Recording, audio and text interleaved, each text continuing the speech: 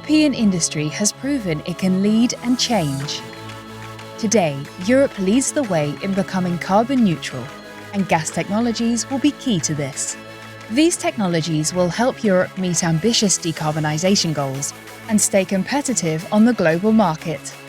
So the decision that we take today have a high impact on the energy transition tomorrow.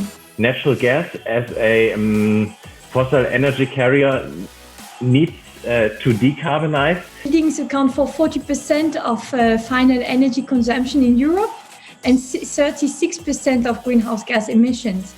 At Alstom, we've put on the market the first hydrogen-powered passenger trains a couple of years ago now. It started operating in 2018, actually.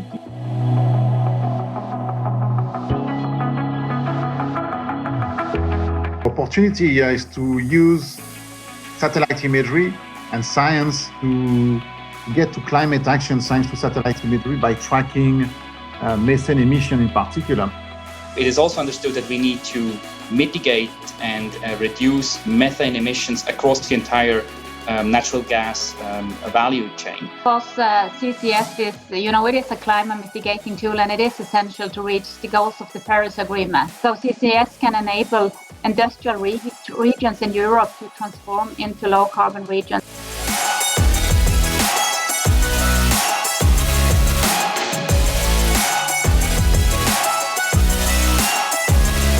We now have technology that is mature enough to displace the diesel engines. The general principle applies: if you can make it here, then make it here. Use European technology and do it in your country with your resource. And so there we can really be competitive because it is about engineering, it's about innovation, and it's about research.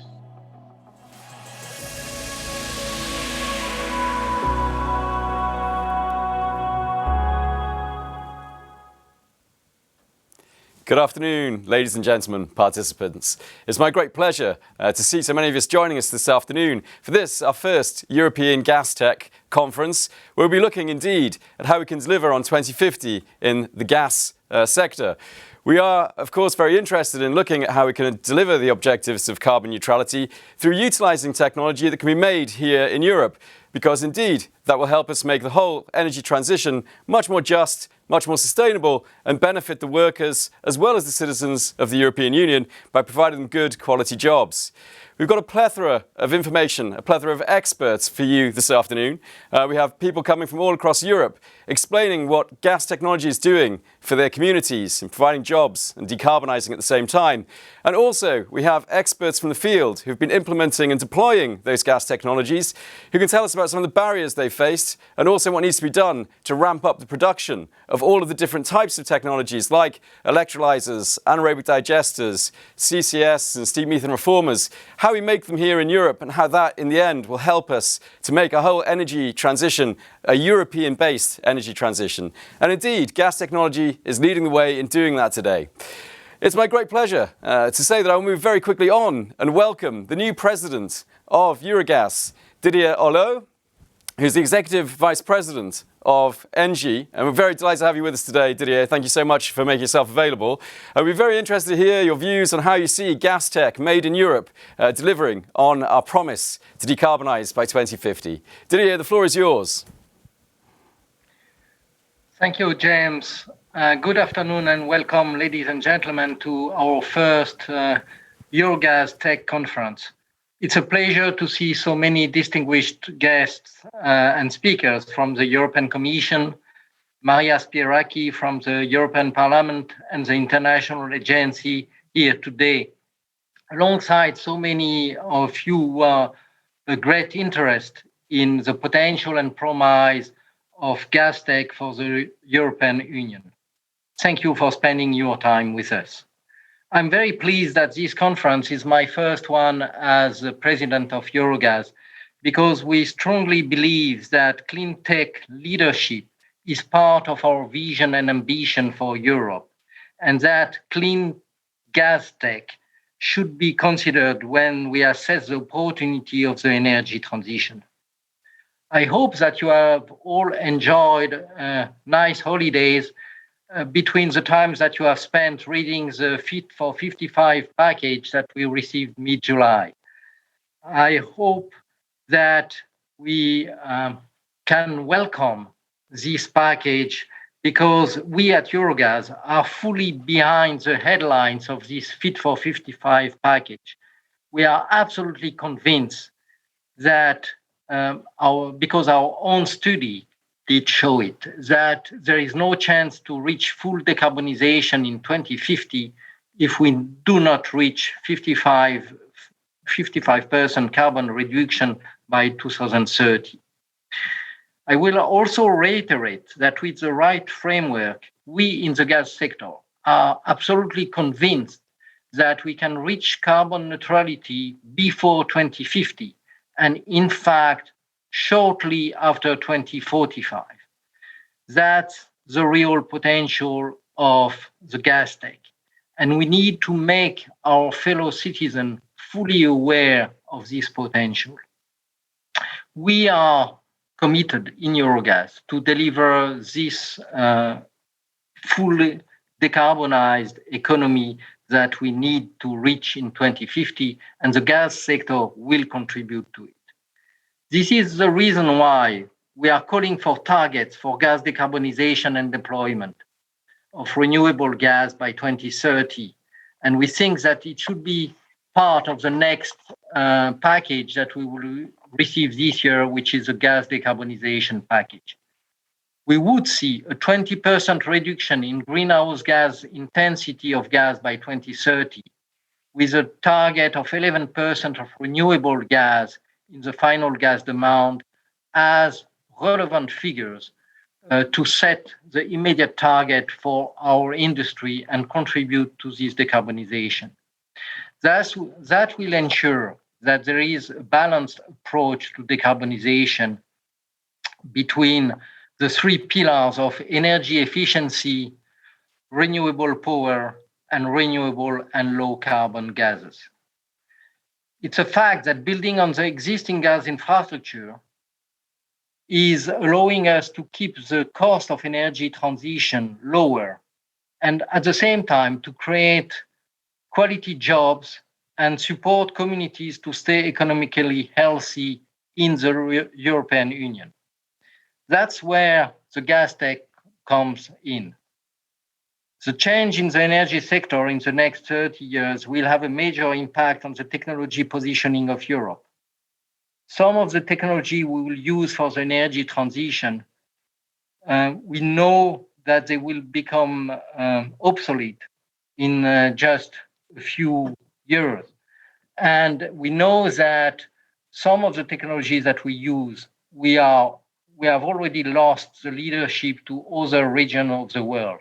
This is not the case in gas tech. The gas sector, we consider that for clean technology, we have a head start in Europe. We are leading today. We are in control of our own destiny. We also have a very favorable position for climate reasons as far as some resources are concerned, like the resources for biogas. Western Europe can produce a lot of biogas. In our Eurogas board, we are pleased to have the European owner of the world's largest electrolyzer factory, of Europe's biggest biomethane producer. So that shows that some of the technology we need in the clean gas tech sector, we are in control of. We are leading the way. We are the leading producer of electrolyzer for green hydrogen, of anaerobic digester for biogas, and we have the potential to be one of the world leaders in biogas production. We have global leaders in the manufacture of LNG engines for ships, hydrogen boilers for homes and turbines, and can run on renewable and low carbon gases. We will need all of these technologies if we are to win the fight against climate change, and Europe has a chance to be the world leader in this technology. This is also important because we do not need just any energy transition, but we want a just energy transition. If we want the communities our fellow citizens to accept the changes that will be necessary for this transition. Therefore, we believe that Europe has a unique opportunity. If we develop the right framework, the right policy framework, we can show the way and become exporter of our clean gas technology rather than being importer of the technology we need. The European Commission has already set some targets in that respect, like the 40 gigawatt of electrolyzer by 2030, which is not only in Europe, but also in the neighborhood. Specifically, the Southern Partnership Strategy has laid down that in North Africa and the Middle East, also 40 gigawatt of electrolyzer could be deployed by 2030. This is a good start, but we need more. We must to set our sights on being in the first position globally in clean gas technology. This will bring the quality non-seasonal jobs that Europe will need to have a social acceptance of the energy transition. Ensuring that we have jobs for our communities must go hand in hand with the energy transition. And we in Eurogas are committed to that. That's why we develop working together with the European Commission on one side and with the trade unions, EPSU and industry all the other side, to identify through studies the skill set and the training that will be necessary for the current workforce of our industry to be able to manage the energy transition that we need, and particularly when we move from the use of natural gas to hydrogen and biomethane in the coming years. I cannot anticipate on the results of this study, but it shows that training, reskilling will be necessary, and also relocating of jobs. That means that we will have to do a lot in order to make sure that we have the right competences at the right time to succeed in the energy transition. It's a unique chance to create these new jobs that the green economy will require. And we think that the gas industry is particularly well placed. Some stakeholders would like to see a small niche only for gas in Europe and for gas technology or technology made in Europe. We believe that they underestimate the potential of our technology. And I expect that the conference this afternoon will show all the potential of this clean gas technology. It's also important to remind you that in gas, we already have an existing infrastructure, which is supplying gas to many European homes and industry. And reusing this infrastructure with clean gas will make the energy transition cheaper. Our study shows that we will save something like 4 trillion euros by making an energy transition, giving the right place to gas, to green gas, rather than doing only to full electrification. If we use gas tech to its full potential, we will both save money, save jobs, and develop new, highly skilled jobs. The lack of a clear approach to the deployment of gas technology can have detrimental effect. The first one will be slowness to take up this climate fighting technology at member state level. But also, if member state takes the initiative, we may end up with a kind of fractioning of the internal market for gas, because they will have different priorities in different places. They may use different instruments, promoting biogas here, promoting hydrogen here, and we will lose the benefit of a well-functioning gas market, which has been one of the successes of the European Union so far. So harmonized approach of the deployment of the new gases is needed for consumer, for producer. Let's hope that the Fit for 55 and gas decarbonization packages will deliver the policy framework that we need to achieve these goals. If we do deliver such a framework, we will be able to see the benefits for Europe, not just in the reduction of greenhouse gases, but also the benefits of being the leader in clean gas technology, manufacturing, and also developing the jobs and the growth that we need for the European Union. Let us be leaders, not followers in gas tech, and it will play a key role in delivering the 2050 objectives. Ladies and gentlemen, I'm looking forward to hearing from you and from the distinguished panelists that we will have more about these themes. Enjoy the conference. I thank you for your attention. Thank you. Well, thank you, Didier, and thank you for those wise words. Indeed, this is a unique opportunity, if I could say it, it's a unique opportunity for us in Europe, indeed, to lead and not follow. And so I thank you very much for touching on that point. We also have very strong belief that the Fit for 55 package will be important to setting the framework, but it is not the only part of the equation, because we'll need the gas decarbonisation package due out later this year. And Eurogas today has launched a paper, indeed, where we call for the cost-effective decarbonisation of gas. We're also very keen to maintain the market, as Didier had mentioned, to make sure it is liquid and stable and competitive. And of course, also to empower consumers. We talked about a just transition there, and that's important for workers leading in manufacturing. But we must also focus on consumers and consumer protection. Eurogas strongly believes that we have to give the rights for consumers to be able to switch to different suppliers, and also to have the rights to have better contracts and renegotiate their contracts. These are all elements that we see that will help make this just transition for consumers, for workers, for citizens. And I am indeed very happy to say that when we start talking about the types of technologies and the deployment that we want to have, our next keynote speaker is one of the leading experts on hydrogen and how it will develop. And hydrogen is a very important part of the future of the gas system here in Europe. Rosalind van der Vliese, it's great to have you with us today as a director from DG Research in the European Commission, and indeed with a great oversight on hydrogen policy. I'd be very interested in your thoughts on how you see European gas tech, and in particular hydrogen, how it will grow and develop in the coming years. The floor is yours. Welcome. Very much great pleasure to have you with us today. Thank you for coming. Thank you very much, and good afternoon, everybody. It's indeed a great pleasure for me to be here with you this afternoon. And I think, we are very much aligned in the necessity and the urgency also to act all together.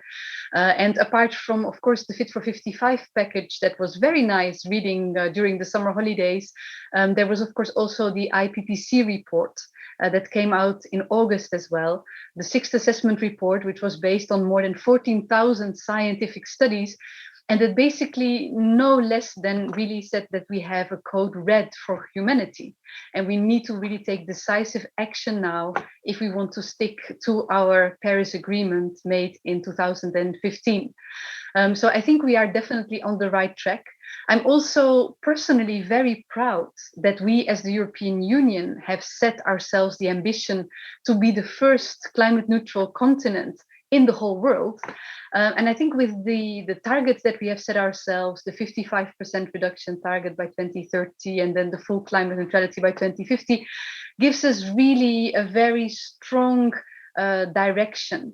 And that also helps us, in particular also, for instance, in the European Commission, to work much better together with the colleagues that are working in the different departments, so energy, transport, climate, environment, and of course, research and innovation. Because we believe that, of course, when we talk about our European Green Deal and our climate ambitions, this is not only about reducing emissions, it is also about strengthening European leadership. It is to strengthen our European competitiveness and also to create, of course, growth and jobs. And I think that is really the beauty of this, that on the one hand, we have the environmental protection, but on the other hand, we also look at the competitiveness. And I think it's very important that we move from sustainable competitiveness to a system where we have competitive sustainability. And this is a very daunting task that I think we can only achieve in the European Union if we work very, very closely together. So the regulatory framework needs to be fit for 55, hence, of course, also the name of the big package of regulatory measures and adaptation to existing legislation. You are well aware indeed, in December we will come with a mini Fit for 55 package, including, of course, covering the whole regulatory framework linked to the gas sector. And a key objective, of course, will be to enable renewable and low carbon hydrogen to become a key component of the entire energy sector. So the Commission is estimating the share of electricity in the final energy consumption will increase from 20% to about 32% in 2030 and 65% in 2050, which also, of course, leaves a substantial amount for other parts of energy carriers in the total energy mix. But when it comes to the regulatory framework, it's also very important that this regulatory framework will be innovation friendly. And there we need to be very careful that we are not locking ourselves into a specific technology, but that we are really, open for new technologies, new innovations to also enter the market. And we believe that really research and innovation is there also to allow these new technologies to enter the market in a cost competitive way with the existing alternatives that are currently there. So we are very happy that our new framework program at European level, Horizon Europe, it is the biggest research and innovation program ever. We have 95.5 billion euros for the next 7 years to invest at European level in research and innovation.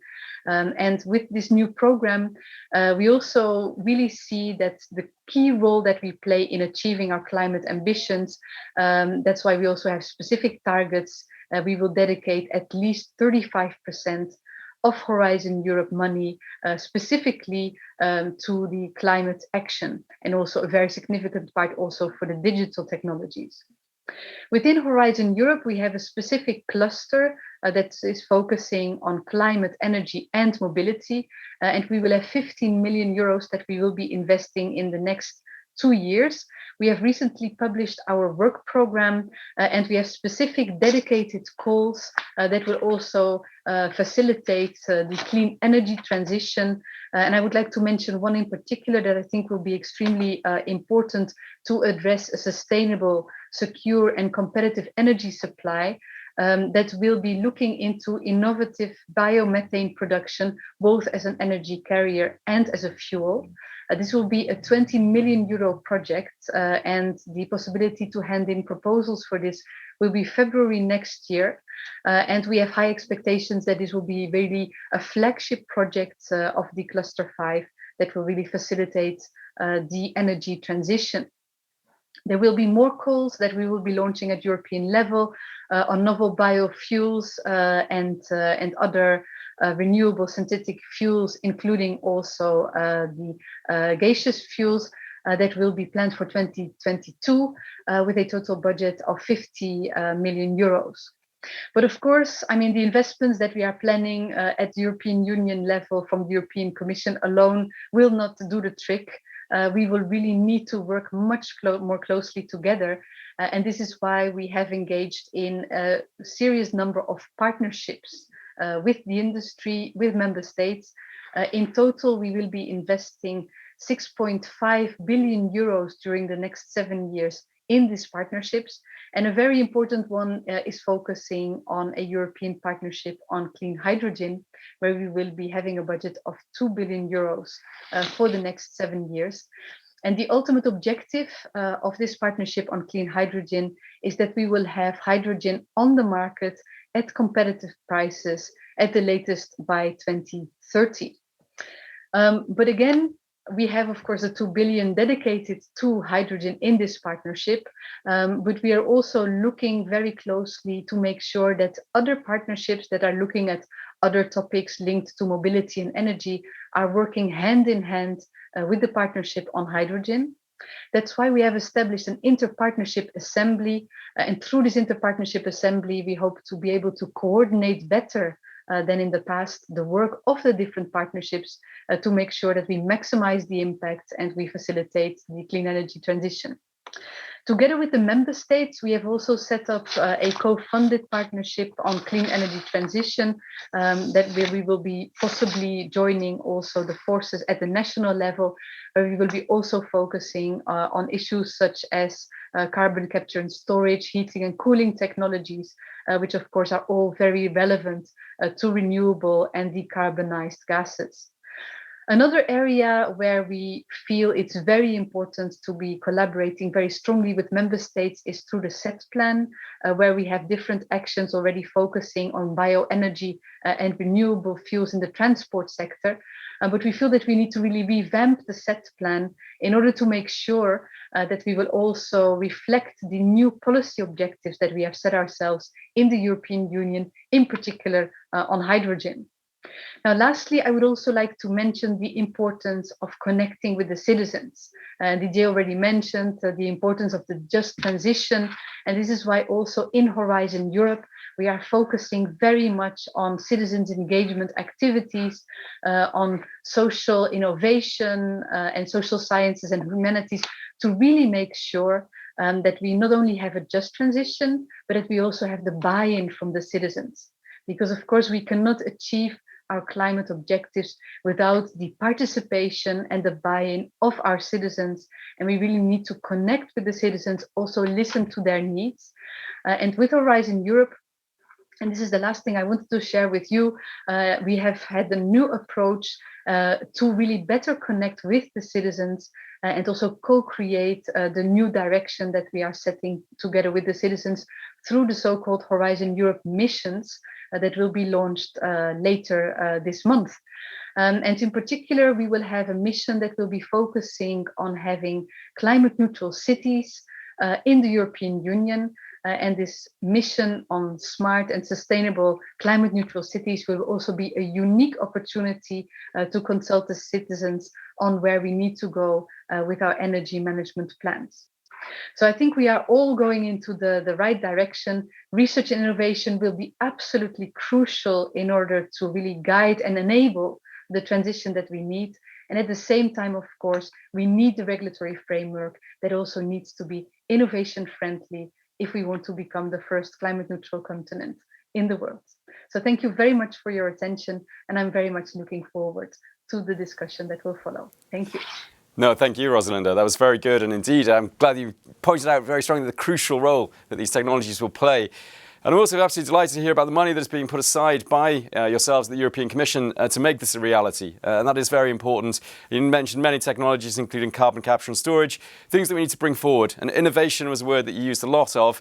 In the next panels, we will hear from mayors as well, who are in innovation centres, who are using these technologies and helping to make them here in Europe. So I think there's a lot of comfort in what you've said about how you see the future of the gas sector, the way it can evolve, and the work that can be done together to deliver on the objectives that we're all pushing for the climate neutral 2050. Rosalind, thanks so much for joining us today. It's been a great pleasure to have you with us. Our next keynote speaker really needs no introduction. It is the MEP Maria Spiraki. She's a member of the Industry and Energy Committee in the European Parliament, one of the leading voices in the European Parliament discussing the energy transition. She's been very active on methane emissions recently. And indeed, Maria, I must say we're very happy to have you with us today and very interested in your points of view in how you see gas technology and the important role that it can play in delivering on our 2050 objectives. So without further ado, I'll give you the floor and our sincere warm welcome for being with us today. Thank you, Maria. Thank you. First of all, thank you very much for having me and inviting me to your conference, because it's focusing on the future of gas by diving on the question, how can we deliver on 2050? And in this regard, I would like to focus on 4 aspects, which according to my opinion are very important. The first one is the maturity of technologies we can use at scale in order to transform natural gas into low carbon gases, into blue hydrogen for smooth and fast transition into a decarbonized economy by 2050. The second aspect is the investments that we're ready to provide in order to increase the capacity of transformation in the energy sector. First of all, by promoting innovation and focusing at low carbon hydrogen, and particularly for CCS and CCU, which has been already mentioned on behalf of the Commission. And we need safe solution in this regard. Also, the third question is the third aspect is the future-oriented infrastructures and the repurposing and retrofitting of the existing infrastructures. And the fourth is the leadership that I would like to ask of gas sector on reducing methane emission via monitoring and reporting verification, and also via leakage and detection programs. Before we conclude any international agreements on methane reduction, we are very ambitious on this topic, and we are working very hard in order to conclude a principal agreement during the Glasgow meeting. As we all know, natural gas is accepted as a transitional fuel in our Green Deal in order to meet the 2030 targets. And switching from coal to gas in the power sector is the easiest way to reduce emissions at scale in a very short term. We have the examples from my country, the regions in Western Macedonia and also in Megalopolis, but there are also regions in Bulgaria and Romania which are included in this huge transformation. Following the catastrophic fires and floods during the summer, we need also to ensure energy efficiency, and we have also to safeguard security of supply and affordability to the end users. And it is our citizens, it is our consumers, it is the industry as well. The role of natural gas, we can all agree in this aspect, is very important. Gas is also a transitional fuel to greener industry, provided that we have to use the carbon capture storage and the carbon capture use technologies at scale in order to have low carbon hydrogen from gas. Accelerating the transition of energy intensive basic materials industries to climate neutrality is becoming an increasingly urgent matter, according to my opinion, and providing safe and functional solutions for CCS and CCU to the industry is a key issue. There are concrete projects in the EU. The transformation of our industry needs to scale up these projects, which means that we have to invest heavily in order to decarbonize our industry by using low carbon hydrogen coming from natural gas. When it comes to the update of EU legislation, I would like to say a few words on the proposal of TEN-E regulation, because the objective of the future TEN-E is to support the implementation of the European Green Deal through decarbonization of energy. We have to avoid stranded assets and also to facilitate our member states and our regions to encourage hydrogen-ready investments for a smooth transition into zero carbon energy mix. According to my approach, existing gas infrastructures can be used with some modification to safely transport hydrogen. In addition, the connection to a hydrogen network increases security of supply significantly.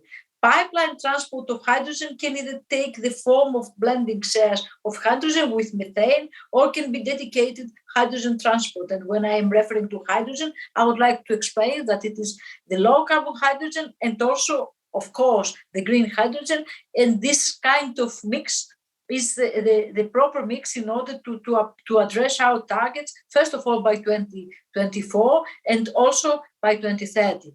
As the rapporteur, under my capacity as the rapporteur of the European Parliament to the EU strategy for reducing methane emissions, I would like to support the creation of business cases for the agriculture and the waste management in order to increase the reduction of methanes in the planet, producing biomethane, which could be blended with gas. In the energy sector, which is our sector now in the discussion, imports comprise over 4/5 of the oil and gas consumed in the EU, and most methane emissions associated with oil and gas are occurring outside our borders, outside the EU borders. This is why we have to explore regulatory tools on fossil energy import and to develop methods with importing and partner countries to align our efforts and to secure a UN, first of all, based pathway on methane in 2021, if it's possible. In the meantime, we could start working and proceeding with bilateral agreements with these exporting partner countries. It is also a priority to negotiate a principal agreement, as I have already mentioned, on methane emissions in the next COP26 meeting in Glasgow. We have enough tools, and we can start with a strong, independent and significantly rigorous MRV system, as I have already mentioned, in central across the supply chain in order to cover all methane emissions linked to fossil energy in the EU. And therefore, we have to extend the monitoring, reporting and verification obligations to companies importing fossil energy into the EU. The same applies to the leakage and detection program, LDAR. The strong LDAR program is a critical element of EU strategy And there are a lot of technologies on LTAR that they are evolving quickly with several innovation in development that they are expecting to offer improved environmental performance at reduced cost. The LTAR legislation should therefore be able to easily and quickly evaluate and incorporate new technologies and practices, and it is important also for the innovation and for scaling up the production of the innovation. We should also recognize the importance of the voluntary industry initiatives aimed at reducing methane emissions. A compulsory measurement, reporting, and verification at company level is necessary for all energy-related methane emissions, building on the oil and gas methane partnership. And it is a methodology that we can build upon. Last but not least, it is the Commission's revision of the gas directive and gas regulation. It is instrumental to facilitate and accelerate the market entry of renewable and low carbon gases in Europe towards climate neutrality by 2050. It will be the first regulation to include renewable hydrogen, but allow me to say that there are key aspects to these revisions that they should be addressed in order to achieve our decarbonization goal without distressing the market. Giving some example, I would like to start with the maturity and scaling up production of technological solution for replacing natural gas with low carbon hydrogen and renewable gases. It is a known fact that different types of renewables and decarbonized gases requires different infrastructures and have different climate impacts as greenhouse gas emissions vary between technologies, so we have to take them into account. And it is obvious that there is a need for swift policy adjustments to bring in the clarity in the regulatory and policy framework needed for creating a sound market. And a second aspect that I would like to table upon is the redirecting subsidies. It is one of the parameters that the gas sector must take into account in the new era. I fully agree with the approach that the current EU policies are inconsistent, because we have subsidies for fossil fuels continuing alongside tighter regulation against greenhouse gas emissions. We have a contradiction here. It is important to redirect fossil fuel subsidies towards cleaner and renewable gases in order to facilitate the transformation of our energy mix. I would like to conclude by saying that it is time to develop a coherent complementary hydrogen strategy for the EU, taking into account the significant role of gas in production of low carbon hydrogen, the infrastructure needed. I have already mentioned the issues of repurposing and retrofitting the existing infrastructure, and above all, the way we should address our decarbonization targets, provide affordable energy price and security of supply to the market, to the consumers, to our citizens. Thank you very much. Thank you very much, Maria, and really have covered a huge amount of the areas that we find of great importance, and really touched on many important things such as energy imports, which I think we agree we will still see as an important tool to achieve our overall objectives. It's the repurposing of infrastructure, as you finally mentioned there again, and the blending of hydrogen in that existing infrastructure to avoid stranded assets, which will make the overall energy transition much more affordable, which is important for consumer and citizen acceptance of what we are doing. I think that indeed you also touched a lot on methane emissions, and we in Eurogas fully committed to reduce methane emissions along the value chain in the gas sector. Have fully signed up to the, as you mentioned, the OGMP, as I call it, as an acronym. But yes, the Oil and Gas Methane Partnership is an absolutely vital tool. We have to get to the bottom of that, and we've appreciated the work that you've led in the European Parliament on that topic. As I said, it's always a great pleasure to have you with us today, and we really have enjoyed the insights that you've given us. And yeah, I would say the view that you've expressed on the important role of all of the different mechanisms to achieve carbon neutrality and the role of gas within that. And so I thank you for spending the time, Maria, and wish you a very good rest of the day. Thank you. And our final keynote speech is from Noah van Hulst. He is indeed almost difficult to introduce, so I would just simply call him an ambassador for hydrogen. He is currently undertaking a number of activities, one of which has brought him to us today, which is to advise the International Energy Agency on hydrogen. Noah has worked as well within the Dutch government for many years, is extremely knowledgeable on what needs to be done for us to achieve the objective of creating a hydrogen economy within the next 10, 20, 30 years. Noah, thanks very much for joining us today, and please, the floor is yours. Thank you so much, James. I hope everybody can hear me. Already we've heard a lot, so let me try to be short and sweet. First of all, again, many thanks for inviting me. The theme of delivering on 2050. I very much like that, and I would stress also the word delivering. And if you talk about delivering on 2050, from my perspective, I will focus on clean hydrogen and on the next 10 years. Because I think the next 10 years, and it's not only my personal opinion, but also the IEA has been stressing, the next 10 years will be critical for being able to deliver on net zero emissions in 2050. If we don't make significant progress in the next 10 years, we will not stand a chance. That's basically what the net zero emissions roadmap of the IEA has shown very clearly. It has also shown that there is an indispensable role for clean hydrogen. Why is that? Because there are many sectors in the economy that are very hard to electrify. Heavy industry, trucking, shipping, aviation, and also seasonal storage, you cannot do just with green electricity. So it's very important to understand that there is a complementary role for clean hydrogen.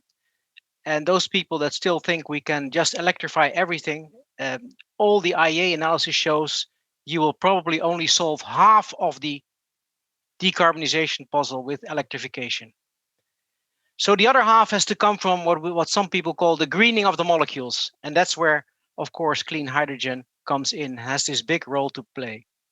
There was another key message of the IEA roadmap that is sometimes not so clearly understood, which is basically saying that on current trajectory, we will not make it.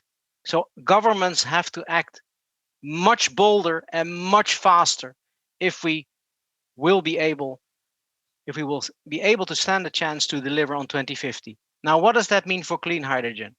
It means, of course, a very fast implementation of the hydrogen strategy. So the scaling up of clean hydrogen needs to start yesterday.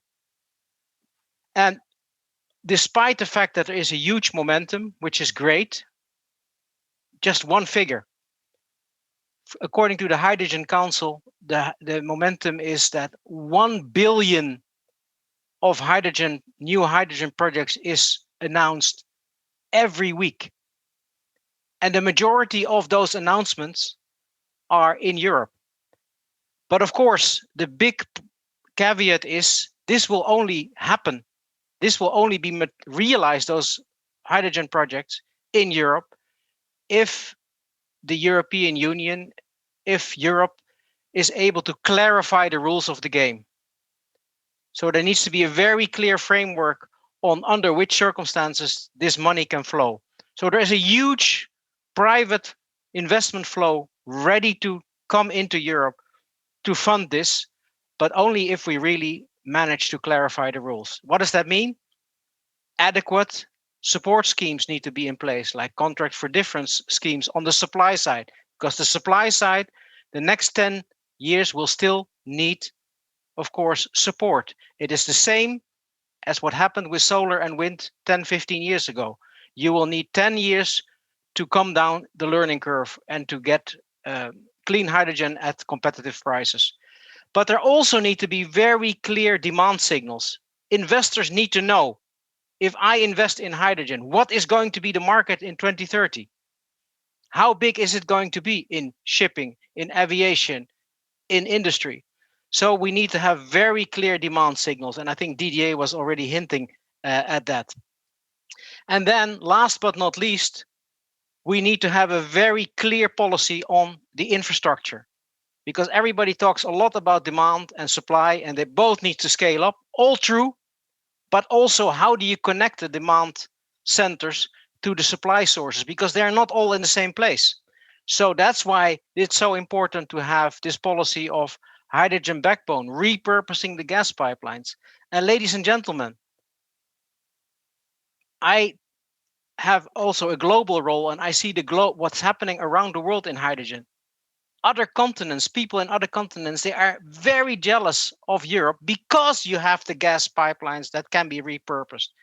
because you can have a hydrogen backbone in 10, 15 years connecting supply and demand. And let's not forget also storage in salt caverns. All of that needs to fit together, the whole value chain, and you need to make that happen. It needs to be an all of the above approach from Europe to really make it clearly happen. And only if we do that, then indeed we stand the chance to become that tech leader. Now let me finish by just a couple of quick points that are kind of controversial. Number one, blue hydrogen, green hydrogen, etc. And ladies and gentlemen, it is not, what do I like more and what do I prefer? Just make the calculations. If we are successful in decarbonizing industry, heavy duty transportation, etc., through clean hydrogen, the volumes of clean hydrogen in the next 10 to 15 years are so big, we will never be able to do that only with green hydrogen. Never, because you need this electricity also for further greening of the power mix. So we do need blue hydrogen as well. And of course, the critics are right. Blue hydrogen can only work if it has very high capture of CO2. So you're talking about minimum 90, preferably 95% of capturing of CO2, and methane emissions minimal, less than 1%. So Eurogas, I think, I'm happy with what I heard today, can play a leading role there again to show that it is possible and that they commit to making that happen. And then this complementary role of blue and green hydrogen, and some other countries will even do other stuff, pyrolysis, why not? From nuclear, why not? Because we need a lot for decarbonization. And last but not least, of course, we need to keep pushing the technologies. So it's not ready. The technology, yes, is ready for the scaling up, but still you will need continuous more innovation to improve the efficiency and to have innovations like direct electrolysis from seawater, the pyrolysis that I mentioned before, offshore electrolysis production on platforms and artificial islands, etc., etc. And in all of these areas, the EU can play a big, big leader role. Thank you very much.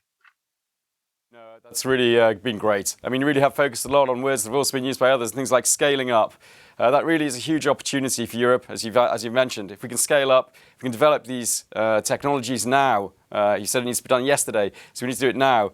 And learning from what we've seen in solar and wind over the 10 years that you mentioned, the learning curve, then we can get to the point of having competitive hydrogen. As you said, both green and blue. This is absolutely vital for us to achieve our objectives. So I think that we have to say this is, as you've labelled it in a way, an opportunity we must grasp. And the other thing I will only pick from your speech as well, just to finish, is to say that you're absolutely right. And we do believe that in Eurogas. We need to make sure we have the demand for the supply. And I am happy to say that one of the mayors that's coming on in the next panel will be talking about actually the use of hydrogen today in trains. This is clear demand. We need demand pull as well as supply. Only together can we then make sure that we have the right framework to deliver on the promise that we have to make sure that the gas sector decarbonises in 2030, 2040, 2050. No, thanks so much for your insights and your great views that you've expressed for us today. And I hope you enjoy the rest of the conference, and thank you for your time. Ladies and gentlemen, dear participants, that ends our keynote speech session. I think you find that we've seen some really great and positive contributions that have been made. They've really showed us that there is money available, that there is will. There's been described as opportunity. Europe is really standing on the threshold of a great push towards a hydrogen economy. We shouldn't forget, of course, also that we will also look at the renewable gases such as biogas, biomethane, who will also play their role. But in principle, this is a very exciting time with money, will from industry. As has been mentioned on numerous occasions, Eurogas is fully supporting the decarbonisation of the gas sector as fast as possible. We do see that as an important part of making sure we achieve carbon neutrality by 2050. And so, ladies and gentlemen, I hope you found those insightful and interesting. We will be moving on to the next part of the conference now. And I'm delighted to be able to hand over to a commensurate professional, Sasha Twining, who will be moderating the panels. I'm sure Sasha is familiar to you all as a face and as a voice from radio and BBC. And Sasha also, of course, helping us out with our annual conferences regularly. It's a real pleasure to see you again. We really value your insight and knowledge of our sector. And I will stop giving you a fanfare and allow you to do your job. As ever, as I said, great pleasure to have you with us today. Thank you for coming. And we're looking forward to the panel discussions you've got under your control in the next couple of hours. So over to you. Thanks again. Excellent. James, thank you very much. It's a delight to be with you. Thank you very much for inviting me to moderate the next couple of panels for you. Two really interesting panels coming up. We're going to hear from people working within industry a little bit later this afternoon. So we will hear some of the things about the challenges, the possibilities, and what is happening on the ground now, and also try and answer some of the points and the opinions and the questions that we've already heard so far this afternoon. But first, we're doing something actually which I've been really looking forward to hearing. We're hearing two real life case studies. And I have to say that whenever I moderate panels, I'm always asking the participants to talk more and more and more about what is really going on in the world and the real life on the ground case studies. So I am delighted that actually for the next little bit of time, that is exactly what we are going to be doing. We are going to be hearing from two very different communities, one in Finland and one in Germany. So let me please introduce my next two guests to you. We have two mayors with us from Finland and Germany. First of all, we have Mayor Thomas Heri, who is the mayor of Vaasa in Finland. Very good to have you with us, Thomas, there at the top of your screen. And also joining us, another mayor, this time from Germany, Oliver Rhein, the mayor of Breisach am Rhein in the South Baden region of Germany. There at the bottom of your screen. Gentlemen, it's really lovely to have you both with us. And I'm genuinely really interested to hear all about your two different regions, the challenges that you have, what you are working with at the moment, particularly maybe some of the ways that you've been working with the communities as well as industry. We've heard already today about the need and necessity for skilled jobs and reusing infrastructure. So we will definitely hear more about that. But I'm going to start with Vaasa, if I may. So Mayor Heri first. Vaasa is on the west coast of Finland. If you're not familiar with it, and if you do a quick search, it actually says it's the sunniest place of Finland. It's also a huge technical innovation and energy hub. They describe themselves as a breeding ground for innovation. So what can we learn from Vaasa about the energy transition? What are they doing there? Well, I'm delighted that we do have with us the mayor for the last 10 years of Vaasa, Mayor Thomas Heri. Thomas, over to you. Thank you, Sasha. It's a great pleasure to be here. And ladies and gentlemen, I would first like to take the opportunity to thank the organizers for being able to attend this conference and also give a local perspective on the agenda. But I think it's necessary. Sasha gave a good, quick background, but I'll fill it in a little bit. You could say that Vaasa today is a small giant in Finland today, because if you look at the level of industrialization, export, R&D, innovation, we are among the most interesting cities in Finland today. And we are very fortunate because through the years, here has formed a world-class cluster of energy and energy technology companies that we call Energy Vaasa. And Energy Vaasa consists of over 160 companies in the field with global champions as Wärtsilä, ABB, Danfoss, Hitachi, Yaskawa, and so on. And we have over 25% of the total manpower in the field of energy working here in Vaasa. It's exceptional, an exceptional place to be because more than 90% of Finland's electrical and automation development takes place in the Vaasa region, and our companies invest over 200 million euros annually in research and development, which has led to the fact that we, according to studies done by Nordregio, actually has by far the highest number of green patents in the Nordics. We are also very fortunate to be globally connected with an export rate over 80% and with over 120 nationalities working and living here.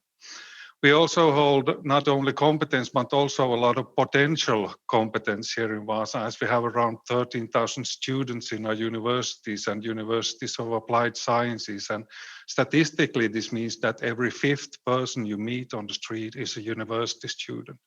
So if I may conclude this background description in saying that we in Vaasa have world-class knowledge in smart power generation, in smart networks and energy distribution, in energy efficiency and marine solution. And this year we have been happy to disclose also that we have significant FDIs coming to Vaasa in the field of battery material and battery cell production. But esteemed audience, the latest IPCC report was already mentioned, and it formed a very serious alarm bell for all of us, all of communities. And although that said, we here in Vaasa also see a lot of potential and opportunities in the report as we, through adopting green technologies, solve major climate challenges addressed by the report. And at the same time, we also make great opportunities for expanding businesses and creating new jobs. The City Council in Vaasa has set a major strategic goal to be carbon neutral before 2030. And this is really ambitious. We have done a lot already, and according to a survey made by the Finnish Climate Institute, we have reduced the emission of greenhouse gases by half already in the past 10 years.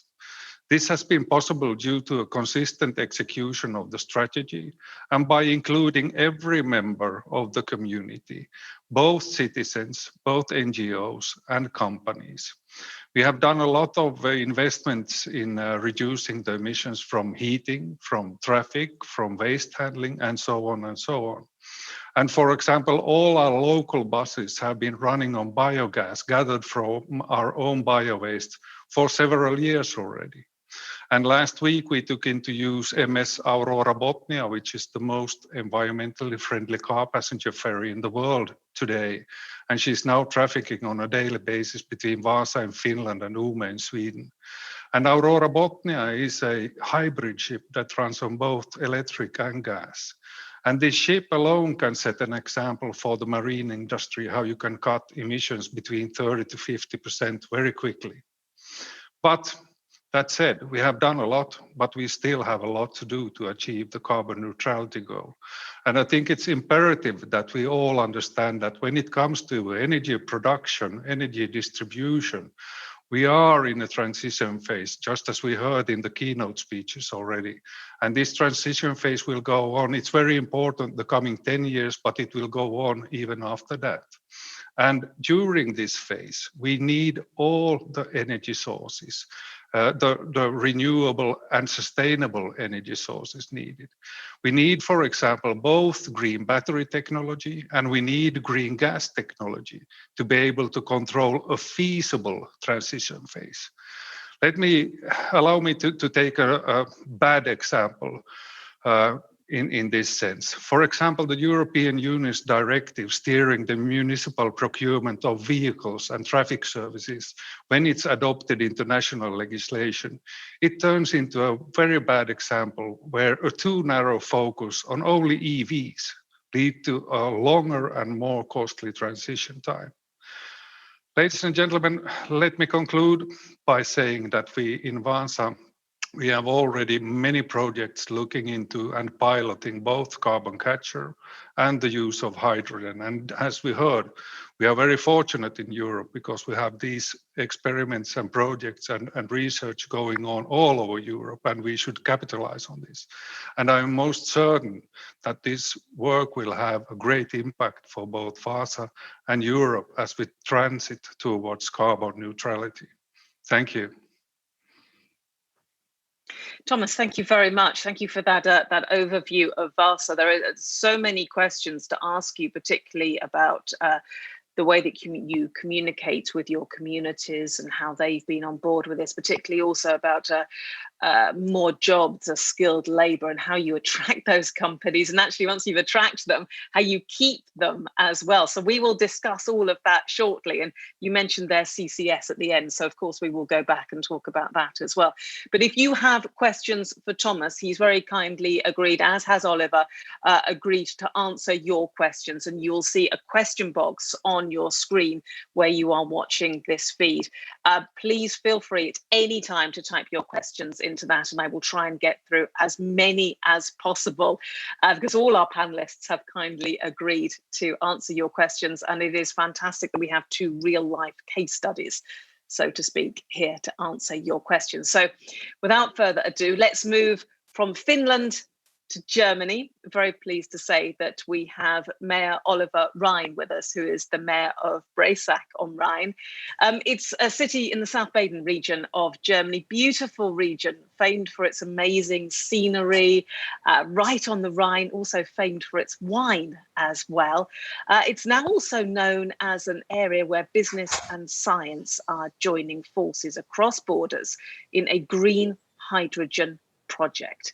It's known as the Upper Rhine Cluster for Sustainability. So here to tell us all about it is the perfect person to do that, Mayor Oliver Rhein. Oliver, over to you.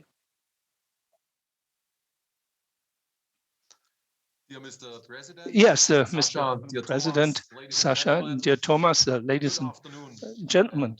Also guten. That I'm not able to speak to you in English, because I guess the last time I speak English was more than 20 years ago, so I'm a little bit out of practice, but there's a translation for me. Thank you for that. Also, dann würde ich auf Deutsch weitermachen. Then I would continue in German. My name is Oliver Rhein. I've already been introduced. I've been mayor since 2006 in Breisach on the Rhine with about 16,000 inhabitants. And as I said, the Breisach is directly on the Rhine, immediately in the immediate vicinity of France and Switzerland, and also the subject that climate protection that we talk about. We have to think beyond borders, because climate protection does not stop at the borders, and that's why we have to network. And I want to give you an example from the practice how we network across borders. I myself am in a position today to speak about gas and decarbonization of the gas distribution network, and as I'm also the supervisory board head of the supervisory of Rhine. Badenova was founded in 17 as a smaller gas producer. Since 2001, we have a large regional gas station company, the Badenova, which is proud to work also on renewables. And I understand my role that I try as a mayor of a small town to convey to you which activities we're having in order to help the way to use renewable energies, and also how we deal with the hydrogen subject in our region. And I'd like to also show you which are the chances, but also which are the risks in our region, and how a small town can help to achieve the goals. And I have to admit something. I'm not an authentic climate protection mayor, because 5 or 10 years ago, I would have said a small town like Breisach cannot contribute anything to climate protection, because I think Germany still has about 2% of CO2 emission. Now, I was of the opinion to see this globally, worldwide. But in the meantime, I am absolutely convinced that also small towns can bring in their share. And I believe all small towns do so, that will be contributing to climate protection as a whole and bring us forward. So on the subject, on the projects that we have in our region, it has been introduced as the region in Germany which has the most sunshine, and we have France, Switzerland, in our immediate surroundings, we have the Fraunhofer Institute in Fraunfurt that is worldwide known and leading in renewable energies. Therefore, in Freiburg, we have a power-to-gas station, we have an electrolyzer, we have a hydrogen refueling station. And also in our departmental administration, we have a big waste to heat power station. And I also believe if we take a look at the mobility change, I think we can only stop climate change if we also bring about mobility change, transformation. And unfortunately, Germany is banking exclusively on e-mobility, but it is absolutely necessary also to include the subjects of hydrogen and hydrogen as a fuel. And my main subject, there's a big cross-border project which is about a former nuclear power station, and this is about the post-power station Fessenheim process. Fessenheim is a very small community in Alsace, 50 kilometers away, and Fessenheim had the oldest nuclear power station in France. And this power station has been shut down 2 years ago, especially also because the Germans had always asked for this to stop, because we saw this that this was not safe enough, and 2 years ago it was shut down. And that had the result that more than 2,000 jobs were lost. But 2 years ago, a German-French process has started, and we asked ourselves, how can we collaborate here? How can we have a flagship project, a lighthouse project in Europe? And how can we prove that although a power station has been shut down, we can create jobs in new renewable industries, and more than the nuclear power station had. The general conditions are exceptionally good. We have the Aachen Agreement that gives us the possibility to cooperate. We have formulated our framework objectives. And we have termed 3 overreaching objectives. One is the creation of jobs. Then a second project is the improvement our infrastructure in the sense of sustainable mobility. Here we plan a train connection from Freiburg and Breisach to Colmar, and to operate this with hydrogen-driven engines. And the third big target is that this will be a model and have a model character in terms of the energy transition, to show that you can shut down a nuclear power station and create new jobs. The universities at the Upper Rhine area accompany this project, and they also have formulated 3 targets. One is green batteries, recycling, then the adjustment of the gas and electricity grids, and the subject of green hydrogen. And our Badenova company is accompanying this important element of green hydrogen, and Badenova, together with the French partners, tries to install a big electrolysis plant. That's still the hotspot for the hydrogen producers. We are directly on the Rhine. We want to tank, we want to refuel ships, we want to refuel the lorries, the HGVs, and then we'll really also produce hydrogen here. But this also works decentralized. Along the Rhine, we have several possibilities to do so. But also in Breisach itself, we have had a wind park. We started a wind park, and it is to check whether we can use also hydrogen. And how do you store and how do you distribute hydrogen? And there I look at our gas networks, because we've got unique infrastructures in our cities, because we have our gas networks, our natural gas networks that have to be used in distribution, the distribution of hydrogen. And another pillar that we take a look at is the optimization of recycling for the production of hydrogen and to create an information and data platform.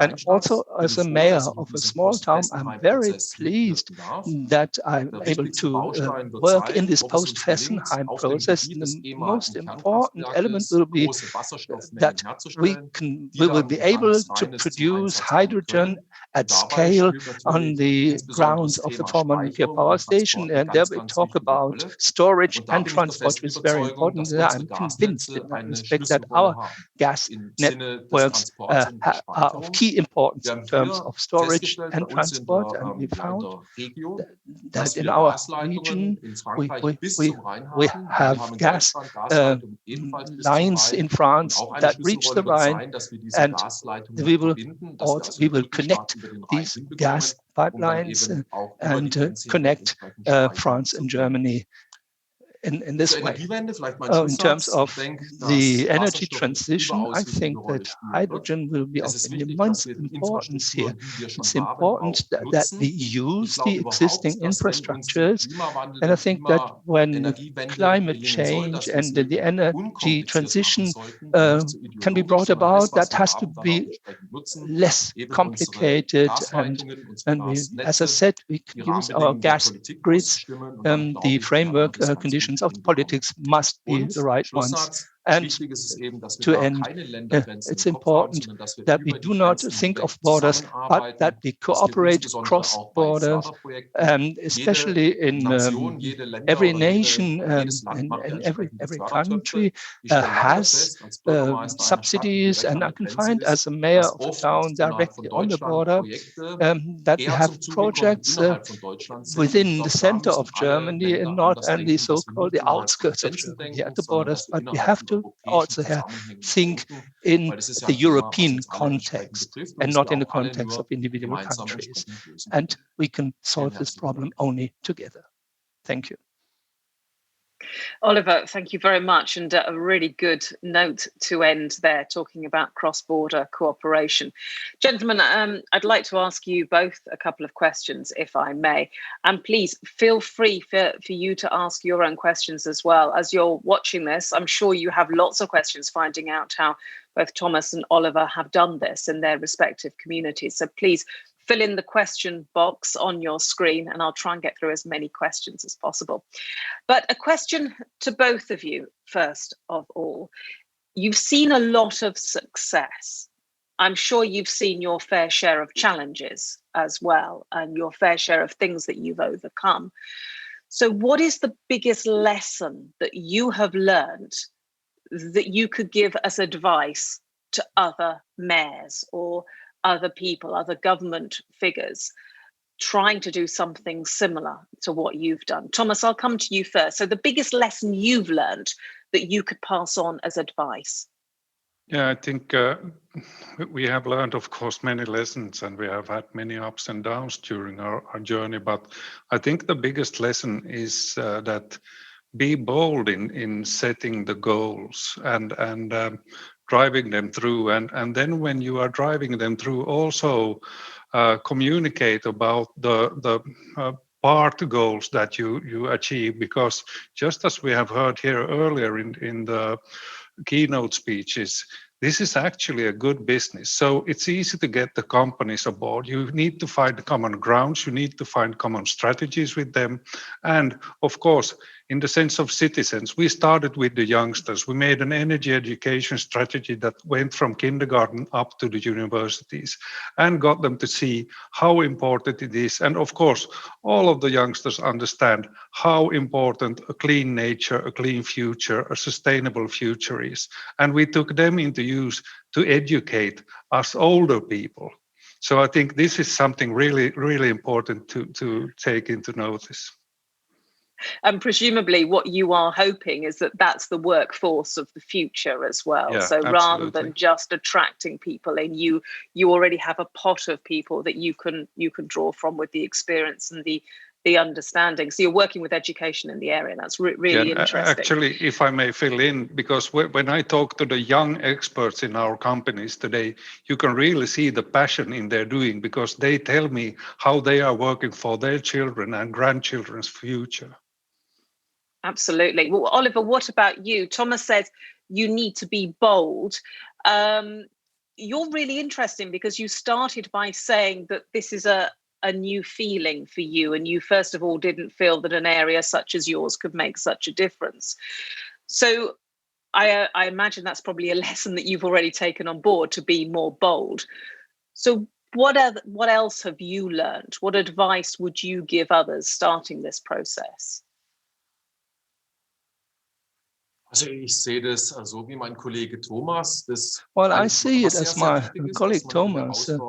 What is important that you take up the challenges and that you communicate the objectives in a very transparent way. What do I mean by so? The challenges apply to all citizens, and a nuclear power plant was shut down. That lost 2,000 jobs. Of course, that created fears on both sides, and therefore we have to openly tackle this challenge in a transparent way, and you have to discuss this in a clean, understandable process, how we will be able to create jobs, and we have to discuss this with the citizens. Or a completely different example, of course, we all want the energy transition. We all sign this and everywhere. But in Germany, it starts when you have a big wind power park in the neighborhood, then you meet resistance against this. And therefore, this process requires the greatest transparency and inclusion of everybody in order to create acceptance for this. Let me ask you both how you move forward in the future. You're both at slightly different levels of your projects and where you want to be. So, Thomas, to you first. What is it that you need to? I mean, you've already said you want to be climate neutral, and that was a aim that was expressed by the European Commission as well. But what is it that you need to get to that stage faster? Is it different regulation? Is it more money, more R&D? Is it more companies moving to your area? Is it more input into the gas tech? What is it? I think it's all of the things you mentioned. And actually, the thing that is most important, that we need an understanding and consistent policy regulation, because now the policy regulation has switched from time to time. And as Mr. Van Hoost said in his keynote speech, also think about the infrastructure. Always when you're thinking about energy, it's linked to a very, very expensive investment in different infrastructure. And if you have policies that change from 5 years to another 5-year period, then it's not feasible to invest in new technologies. So we need consistent policies, and we need consistent goals, and then the ways to achieve those goals, that must be found in different ways in different European regions. As we heard from colleague Oliver, they are very different in his region because they already have a gas infrastructure network, which we don't have. So we have to find different solutions here. But I also stressed the same point as Mayor Oliver said in his speech. We also need the cross-border cooperation. We, for example, have formed the first EGTS, joint European area, together with Sweden and Umeå, in order to serve the competencies and also drive the change even faster. And Oliver, what about you? There is a lot of people watching you at the moment, watching Brysac, seeing what's going to happen with the green hydrogen area, this whole sustainability project, and in particular the transport, the train. What are your hopes for the future? What is the best that could come out of this, and what do you need to make that happen? Ja gut, vieles hat Well, Thomas ja schon gesagt. A lot of things Thomas already mentioned. I think the most important is political framework. They have to be correct, but we have this Aachen Agreement. Of course, you need money, and you need this to start projects. And it is very, very difficult. From my view, as a mayor of a small town, things are often too bureaucratic, too complicated, and therefore too slowly moving. And the subsidies are only applied then to big projects. But we also have smaller measures that in total create something good. And therefore, the political framework conditions should also enable smaller projects, the success of smaller projects, and also framework regulations. Let me give you an example. Of course, we all want to have green hydrogen. That's the best of the best, but there is also this gray hydrogen that could also save CO2 that could be used, especially in the chemical industry. Then as a transitionary project, we could give subsidies to these things. But I think that we should have framework conditions that are not very bureaucratic, that are transparent, and that can be implemented very quickly. Then we're on a good way. Oliver, I have to say, when you were talking about subsidies and particularly about bureaucracy, Thomas was smiling and nodding at the same time. So I'm pretty sure that is a universal challenge that everybody has to overcome. Gentlemen, just one final thought from both of you. If we were having this conversation in 5 years' time, and for the purpose of this, we will just assume that you are both the mayor in 5 years' time, what would you like the conversation to be about? Maybe it's a success, maybe it's a challenge you've overcome, or it's a slightly different direction that you are moving in, or maybe it is something to do with your people. I don't know. So, Thomas, in 5 years, if you and I were having this discussion, what would be on the table? I'd say that the people would be on the table, because I think the technology will be there, and it will also be taken into use and growing very fastly in 5 years. So I see a great era of success in the coming 5 to 10 years. But then also I see that the next step we need to take in order to achieve the total carbon neutrality is actually taking in even further every citizen and their actions in this work. And Oliver, what about you? Would it be citizens in 5 years that we were talking about and the benefits to citizens? Or will you not be at a slightly different stage? Sehen Sie das etwas anders? Auch. Also No. Also, yeah. Mein Wunsch wäre, dass My wir in 5 wish Jahren would be that bewiesen haben, in 5 years we will have Transformationsprozess that you can implement a transformation process. Transformation generates fears. If you shut down a power station, a nuclear power station, that creates fears. If we have been able to create more jobs in 5 years in terms of renewable energies, then we have proved that transformation has taken place, and that the transformation that nobody has to fear. We've had a lot of transformations over the last 100 years, and that successfully. And I know I said that would be the last question, but I wonder actually whether you'd each like to give each other a little, maybe a bit of advice or a word of encouragement. I don't know. Thomas, you first of all, maybe it's the education. What would you say to Oliver to pursue? I'd say to Oliver, when we started our project in the 2012, 2013, everyone was saying this is not achievable, you can't do it. And everyone in these years have said, how could you get so far? No one even imagined that we could get so far in so short time. So I just encourage you to push on, because I'm sure you will be much further than you think in 5 years' time. Oliver, to you. Dankeschön. Also der Thomas braucht von mir keine Ratschläge. Well, Thomas doesn't need any advice from me because he's doing a great job. But if he's in Germany, I would like to invite him to Breisach and have a glass of wine, because we have the most sunshine in Germany and we've got wonderful wines here. Well, I think you both are trying to hold the crown for the place that has the most sunshine as well. So, gentlemen, I will leave you to make those arrangements. I'm sure that when we are able to travel a little more freely, there'll be a lot of people. Da dürfte es bei uns aber ein bisschen wärmer sein als in Finnland. But then it should be slightly warmer with us than in Finland. I tell you what, in 5 years' time, we can have a conversation about the weather as well. How's that? So we can discuss how many hours of sunshine we've had. Gentlemen, thank you very much. We had the mayors of Breisach, Oliver Rhein and Thomas Hayrie from Vasa in Finland. Gentlemen, thank you both very much.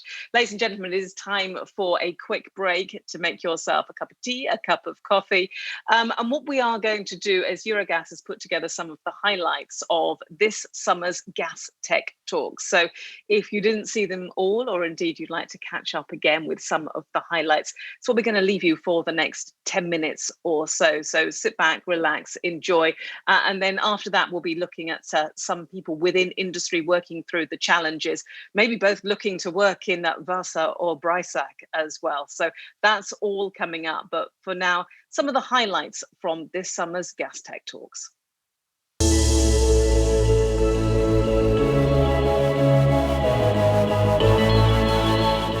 European industry has proven it can lead and change. Today, Europe leads the way in becoming carbon neutral, and gas technologies will be key to this. These technologies will help Europe meet ambitious decarbonisation goals and stay competitive on the global market. The decision that we take today have a high impact on the energy transition tomorrow. Natural gas as a fossil energy carrier needs to decarbonize. Buildings account for 40% of final energy consumption in Europe and 36% of greenhouse gas emissions. This is definitely no better heat pump against boilers. At Alstom, we've put on the market the first hydrogen-powered passenger trains a couple of years ago now. It started operating in 2018, actually. The opportunity here is to use satellite imagery and science to get to climate action thanks to satellite imagery by tracking methane emission in particular. It is also understood that we need to mitigate and reduce methane emissions across the entire natural gas value chain. Of course, CCS is, it is a climate mitigating tool, and it is essential to reach the goals of the Paris Agreement. So CCS can enable industrial regions in Europe to transform into low carbon regions. We now have technology that is mature enough to displace the diesel engines. The general principle applies: if you can make it here, then make it here. Use European technology and do it in your country with your resource. And they indicate that 7.6 gigatons of CO2 must be captured and stored every year in 2050. And so there we can really be competitive, because it is about engineering, it's about innovation, and it's about research. Gas technologies can store energy made from renewable sources, turn agricultural waste into energy, cut emissions from our buildings, and make transportation more sustainable, saving European citizens €4.1 trillion by 2050, using innovations along with infrastructure and energy sources we already have. If I take the shift from coal to renewables, where gas is an important enabler, there already we can reduce emissions between 50 and 75%. Il y a plus de 160 sites d'injection de biométhane sur le marché français. D'ici 2023, on aura environ 500 sites qui injecteront sur le réseau. Et d'ici 2030, on pense que 10% de la consommation de gaz au niveau français sera assurée par du biométhane. Aujourd'hui, le biométhane il est produit à un coût de production aux alentours de 100 € du mégawattheure. On veut aller progressivement à 2030 vers un coût de production entre 60 et 80 € du mégawattheure. So every euro you spend in the heating sector generates jobs, and not only generate jobs, but it also generates jobs at the local level. Every customer is part of a decarbonization path. So of a movement without doing anything. Customers in district heating, they can simply profit from investments which take place at very central level, if you like, at the company which provides district heating. Already now, what we advise our customers is to look for a transition. The world will not change in one moment, one step, but it will be a transition. What we advise is to go from liquid fuels, fossil fuels, to natural gas use, which already gives a greenhouse gas reduction, which is rather remarkable. Switching to hydrogen means much less noise, less as well emission, less vibration when the train runs. So in terms of passenger comfort and passenger use, we saw the main benefit as being reduced emission, but actually the reduction of noise and vibration. European companies are global leaders in decarbonisation technologies, which can help manufacturing and industry reduce emissions whilst keeping European products competitive. We need everything. There is no one solution that is strong enough to meet net zero in 2050. We absolutely need to work on all fronts. So we have the prospect of many refineries, and there are several tens of refineries across Europe that can start to deploy this as a decarbonisation tool for reducing the carbon footprint of the substances they manufacture. Now, if you look at cement, the global emissions from cement, they stand for 5 to 8% of the emissions. And with CCS and with such solutions, this industry can dramatically reduce the emissions. And we are evaluating the opportunity to replace coal with blue hydrogen in the steel making process. And that will dramatically reduce the emission. We need to create heat separately, but with gas turbines and CHP applications, we can create power and heat together. So it is a good way to produce the heat, and with the uptake of hydrogen, we can also fully decarbonize heat. For industrial processes, for example, where a lot of heat is needed. We're seeing an increasing number of buses, coaches, trucks, trains, heavy vehicles being developed to run on hydrogen. Northern Lights is about offering a CO2 transport and storage service to emitters that want to capture their emissions and need somebody to take care of the CO2. And if you imagine the CCS value chain, industry can capture the CO2 from the significant emission source and bring it to the harbor. And then Northern Lights will collect it by ship and bring it to Norway, to a terminal close to Bergen. And then the CO2 will be pumped from the receiving terminal through a pipeline and to an injection well. And then the CO2 will be injected like several kilometers beneath the seabed, where it will be stored permanent and safe. We are making research and development for usage of hydrogen as a fuel for our engines and also for the use of ammonia. And this could be a major way of decarbonising all the heating processes and heat engines that connect to the gas grid. So this means you can install this boiler and then run on natural gas until the green hydrogen supply is really available at the homeowner's house door.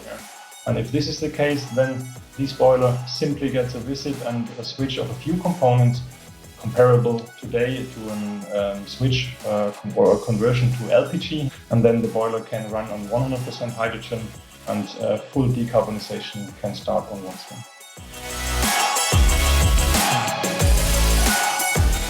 Designed, manufactured and deployed in the EU, gas technologies can provide jobs here in Europe. Jobs that will bring the next generation of Europeans new skills, new employment, and a whole new industry built around the production, distribution and maintenance of clean gas technologies. Seen, for example, the European Commission and the German and the French governments, for example, set quite ambitious targets for electrolyser deployment by 2030. And one can imagine then substantial further expansion beyond 2030. We employed more than 350 engineers to develop this turbine. And the beauty of the heating sector from a policy job creation perspective is that more than 90% of the value chain is anchored in Europe. And there is no way we can win the energy transition if we don't get the buy-in of people, if we don't demonstrate that the energy transition is not only is affordable, but gives value to people, a better life, a more comfortable life, and decarbonized life. Yes, but perhaps even more important is that it enables transformation of existing industries to a low carbon industry. So you are protecting existing jobs. So CCS can enable industrial regions in Europe to transform into low carbon regions. As the global climate leader, the EU should support the development of these technologies, recognise their potential, and be proud of European innovation. After all, they are made here for EU.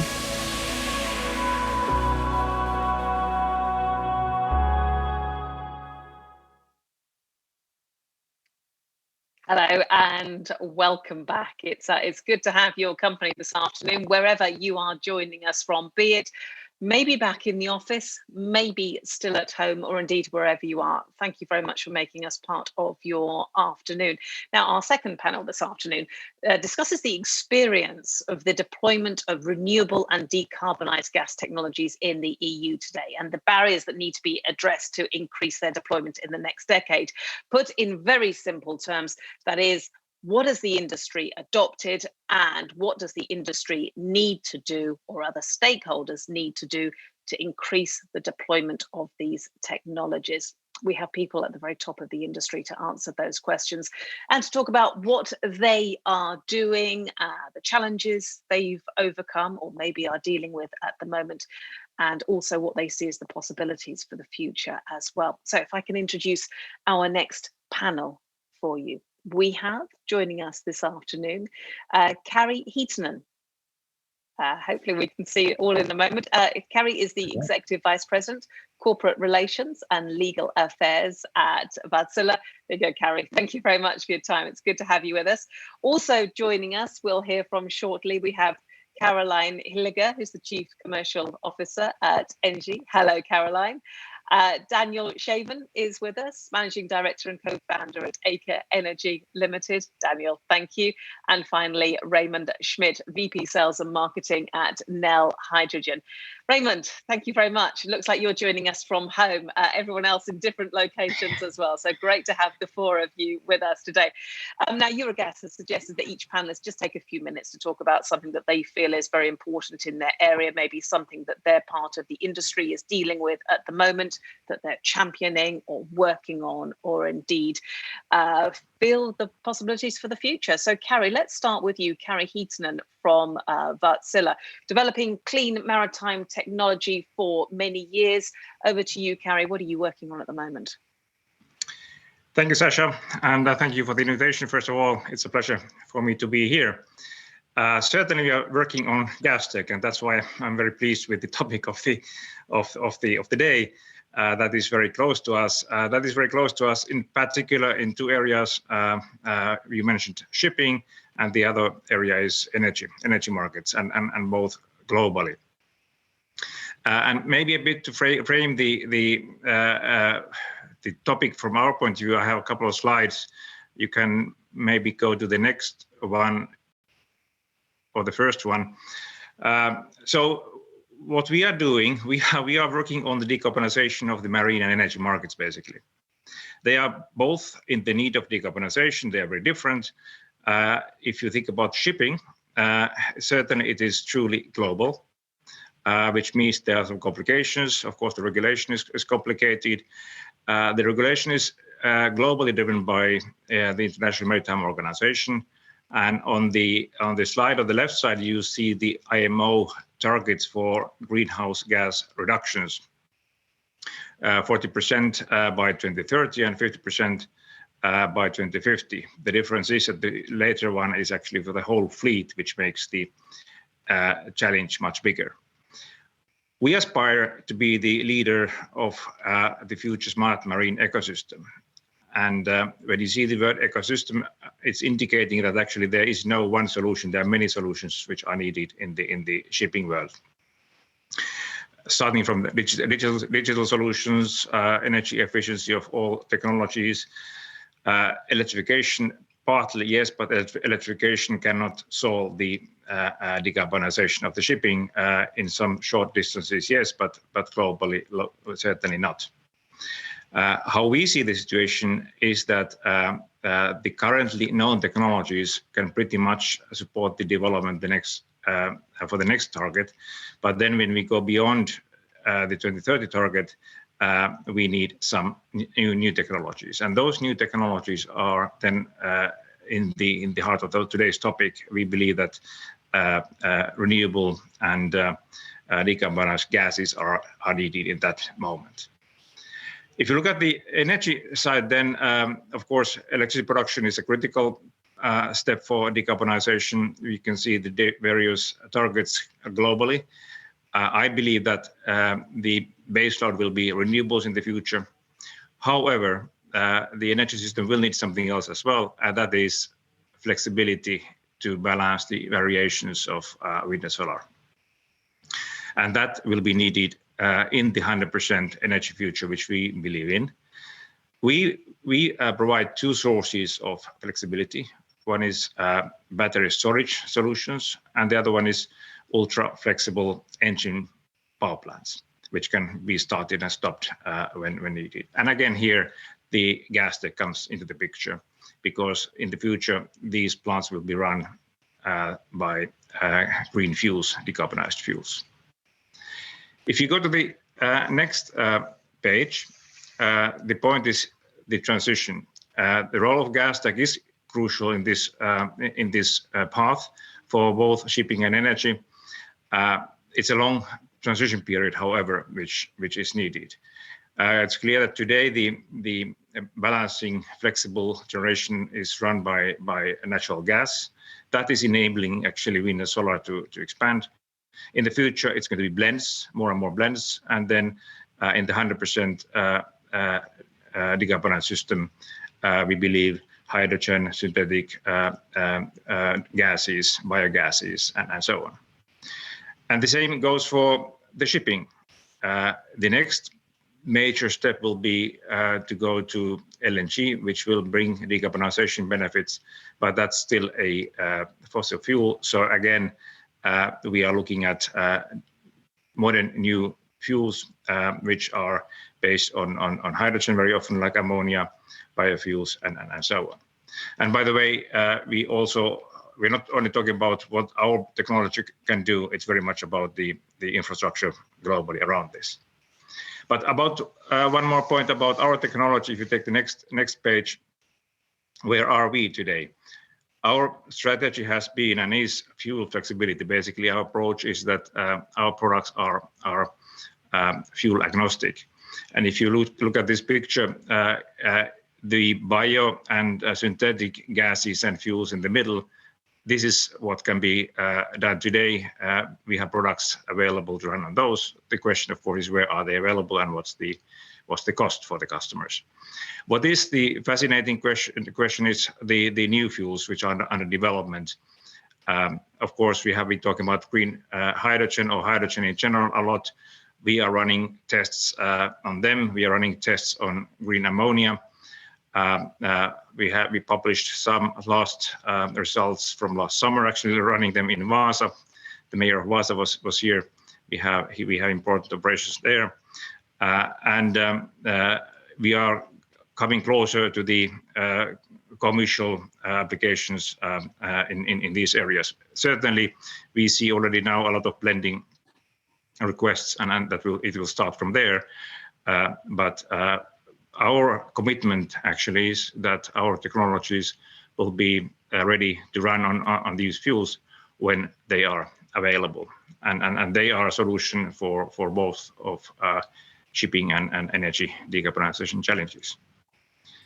Very fascinating developments in the technology field.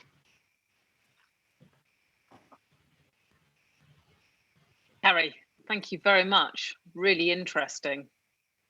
Thank you. Very good to get your point of view. Just before we move on, you were saying, it was a point I just scribbled down actually, you said it's not just about our technology. It has to all link into, I think was the phrase you used, the global infrastructure. So what is it that is the most important thing there? Is there something that is missing? Is there something that you're waiting for? Or what is the challenge of getting that cooperation, that meeting between your tech and global infrastructure? Actually, there are a lot of points, but if I take a practical example, if you think about shipping, ships are sailing globally, and if a ship starts from a port and calls another port in different country later, the ship owner has to know what fuels are available in that particular place, which means that it is not sufficient that our technology on board is working on those fuels, but they have to be available where they are needed. And this brings us to the infrastructure question. Where are they available? What's the timing of deployment in which areas and so on? And of course, before that, there has to be some kind of view which are the main fuels in which areas, for example. Because today, I don't think we can say that this is finally clear. But that's one example. Yeah, just one example, and such a basic but such an important example that you as you say, you can't push on with these technologies if you are a boat owner, you're a ship going from one port to another. You need that at exactly the same situation at both the beginning and the end, don't you? And it's those fundamental issues that need to be addressed. We'll talk more about that, I am sure, with our panel in just a moment. But let me bring in our second guest now. Carrie, thank you very much. But let me bring in Caroline Hilliger, who's the Chief Commercial Officer at Engie, French company, as we know, major player in renewable hydrogen, operates along the entire length of the hydrogen value chain. Caroline, over to you. Thanks a lot, and thanks for the invitation to be with you at Eurogas today. For me, the gas revolution is really ongoing in Europe. There is a huge momentum for decarbonized gas, especially for green hydrogen and biogas. And the previous conversation, as well as the great summary you made on the gas tech talk, is just an illustration of that. There is no one day where there is not a new communication. And for me, technologies are available. Regulation is supportive, new business models emerge, industrial players are active, new jobs are created. So now it's just about accelerating and scaling up. Engie, as a leader of the energy transition, is accompanying its client and territories on the path towards carbon neutrality. And we are both active with concrete objectives announced to the market on those different markets. So for biogas, we have announced that we would produce 4 terawatt-hours per year in France by 2030, which is massive. And for green hydrogen, we have announced a 500 megawatt installed capacity by 2025 and 4 gigawatt by 2030. So we really want to be bold, as was mentioned before, and to take the lead on that. To be a bit more specific now on green hydrogen, for us, it's really a great technology having and making possible that power is gas, gas is power, and you allow for a full carbon neutral solution. You have storage of green energy, you have green energy, a green gas, green feedstock, green heat, green fuel. It's a magic, and it's a combination of solutions. We are, as Engie, a first mover on this green hydrogen market. We are active since many years, and with our boots on the ground, we have a portfolio of 70 projects with 20 projects of size above 50 megawatt. Our approach is to develop massive production of renewable hydrogen, where renewable energy is abundant, with a hub approach to drive the cost down. What does it concretely mean? We first start in partnership with industrial players that want to decarbonize their operation to develop massive production of renewable hydrogen as an anchor point. And then we scale it up like we are doing in the south of France with Total, or in northern Netherlands with Gasunie, or with Yara in Australia. And to scale up, we look for an alternative for other off-taker. We develop the infrastructure in the perspective of the full decarbonization of the territory. We also embark the longer-term vision, as was just mentioned, with the export, import, with also the maritime sector needing those decarbonized type of solution. And very essential, the fact that we leverage on existing infrastructure to make it more competitive, to give a second life to those assets to build our future starting today. Maybe now let me take 2 seconds on what are the key challenges we are facing on a daily basis. And I would just name 3. The first one is to mobilize off-taker to engage in the energy transition, knowing that today the solution is not yet competitive, but building this competitiveness together, demonstrating the benefit and the implementation roadmap, and finding a future-proof type of solution. The second challenge is on the technology side. Indeed, everything is available today, but we need to combine them. We need to interact and to optimize not each of the part, but everything together so that we have a real leverage. And then also the scaling up of those infrastructure, not to the megawatt size, but to the gigawatt size, is what we are doing on a daily basis together with the technology supplier. And it's also about not copy-pasting a 5 megawatt or 10 megawatt or a 50 megawatt. If we want to go to the gigawatt, we need to design those installations completely on another edge. And then the final challenge is the challenge of the cost, where we are all convinced that we will reach competitiveness, and it's a challenge on a daily basis to optimize all the small parts to be competitive. What about accelerating? What do we need to do that? I would like on that one to focus on 3 points. First of all, it's about having each part of the value chain as well as the end use to be supported. So it's not only about supporting the production of hydrogen or the production of renewable, it's really on all the parts so that there is a real edge to go for it as of today. The second one is about the technical regulation that would benefit from being simplified and standardized for hydrogen installation. And there we have really a leverage, and Eurogas can really help on this one at a global level. And then the third one is also the creation of a European hydrogen market, where we need to have a comprehensive and planned approach toward the value chain, and in particular by integrating the development of the infrastructure. So to conclude, we now need to activate the supports which are available, to team up, because it's not alone that we're going to make it. It's really the entire industry that can make it, and to accelerate to make it happen. So for us, tomorrow is today, and we are very happy to be active with all the players around the table to go towards that direction. Caroline, thank you very much. Thanks for all your thoughts and laying it out so very clearly. Incidentally, if you'd like to ask Caroline any questions, just type into the text box and I'll try and get through as many as possible.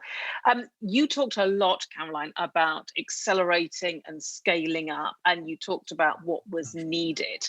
And you laid it out really clearly, thank you. And you put it into the different areas, talking about bringing all the tech together, the regulation, the creation of the hydrogen market. Is there a priority list there? Is there one thing that unlocks the others so that you can scale up and accelerate at the speed that you wish to go? From our recent experience, it's really about taking all the possible driver of optimization at the same time, because it's not with one river that we will make the sea, it's with a lot of rivers. to all together. I tell you what, when your fellow panelists join us for a conversation, I will see if they also agree or whether they are maybe struggling more with regulation or cost, or I can see some smiles, some rather wry smiles. So I'm sure these are areas that everybody feels very strongly about as well. Caroline, thank you. Daniel next, Daniel Shaven, who's the Managing Director and Co-founder at Acre Energy Limited, international developer, operator of many bioenergy plants. Plants all over the world, actually. So looking forward to hearing about your experience in different geographies, Daniel. And we've heard a lot about the importance of bioenergy today already. So over to you. What are you working on at the moment? Well, first of all, thank you so much for the invitation. I'm honored to be a part of it, the panel here today. Very qualified and very experienced people. Eurogas, of course, thank you very much. And of course, thank you to you, Sasha. It's all about biomethane. Well, it is biogas, but we'd like to think that we shall be focusing almost entirely on the production of biomethane, the CO4 that we're looking to deploy in the gas grid, ultimately for any use that we can make work. To pick up on Caroline's analogy, whichever river we can deploy it in, let's make sure we get that sea sorted out today. Yeah, today, tomorrow. Yes, we have been working, becoming the whole, well, Acre Energy, everything really kicked off on the back of the German biogas industry back in 2004 when it was being implemented. Acre Energy, to cut a long story short, was spun out back in 2010 to then venture into the new market in the UK, to be actually focusing on that almost predominantly for the last, well, until about 2 years ago, to then, do work on projects in the US. We have been asked to set up a biogas technology company in Ghana. Yes, you could argue there is a global aspect to this, but yeah, it's because wherever you are in the world, we require the organic waste to make it all work. And yeah, wherever there are humans, we shall have plenty of that available to make good use of it. And that's what we've really been doing now for the last coming up to just over 10 years now, entirely focused on that. I'm saying biomethane, we have come out of the biogas use for mainly power and heat generation, predominantly driven by subsidies and regulations, of course, but it's evolved. It certainly has evolved over the years, but of course we still have some legacy in the market that needs to be looked after. And it's not that it is a bad thing to generate power and heat from biogas, of course not. But yes, it's fair for me to say that to produce biomethane from it is definitely an even more efficient use of it, and to leave the power generation then to other technologies that are available, such as the solar and wind. We have been set up in just very briefly on what we've been up to. In the UK, we have built a portfolio of up to 50, 60 megawatts over the years to be then built and also then operated. because that's really at the core of our expertise and what we are.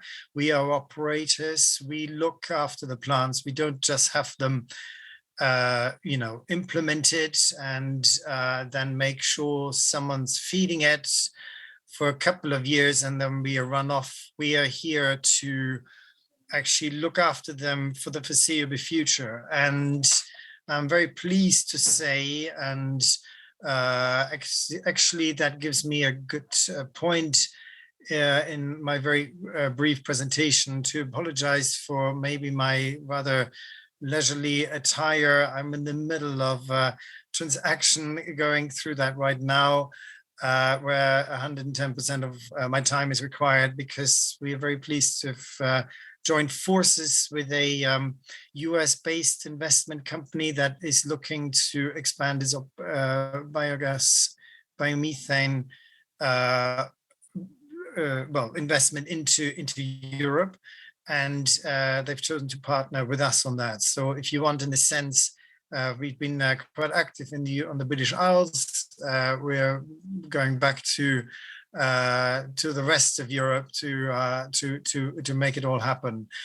And it is very much about setting up that platform, the support for the individual biogas plants that we shall be predominantly acquiring, i.e. existing ones. We're focusing on to take them on to potentially even expand in places to then operate them for no end in sight. We are looking beyond subsidies. We're looking beyond any of the schemes that may be in place or about to come. That we're looking to exploit and make use of it. And we're probably worth mentioning that we do also obviously build new ones. But it is the focus probably worth saying right now on the UK, Italy and Germany. Those are markets that we're most familiar with and that we are working with.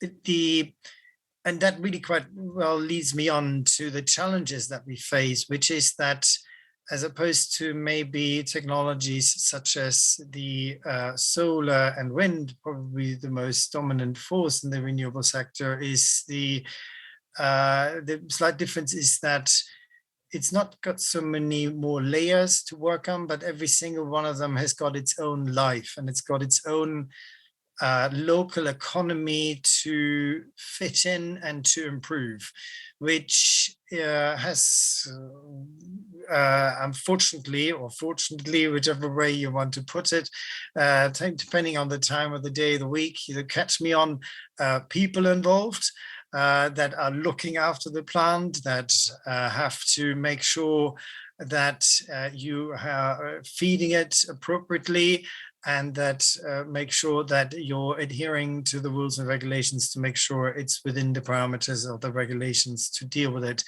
and to adapt. And that, yes, it's a challenge.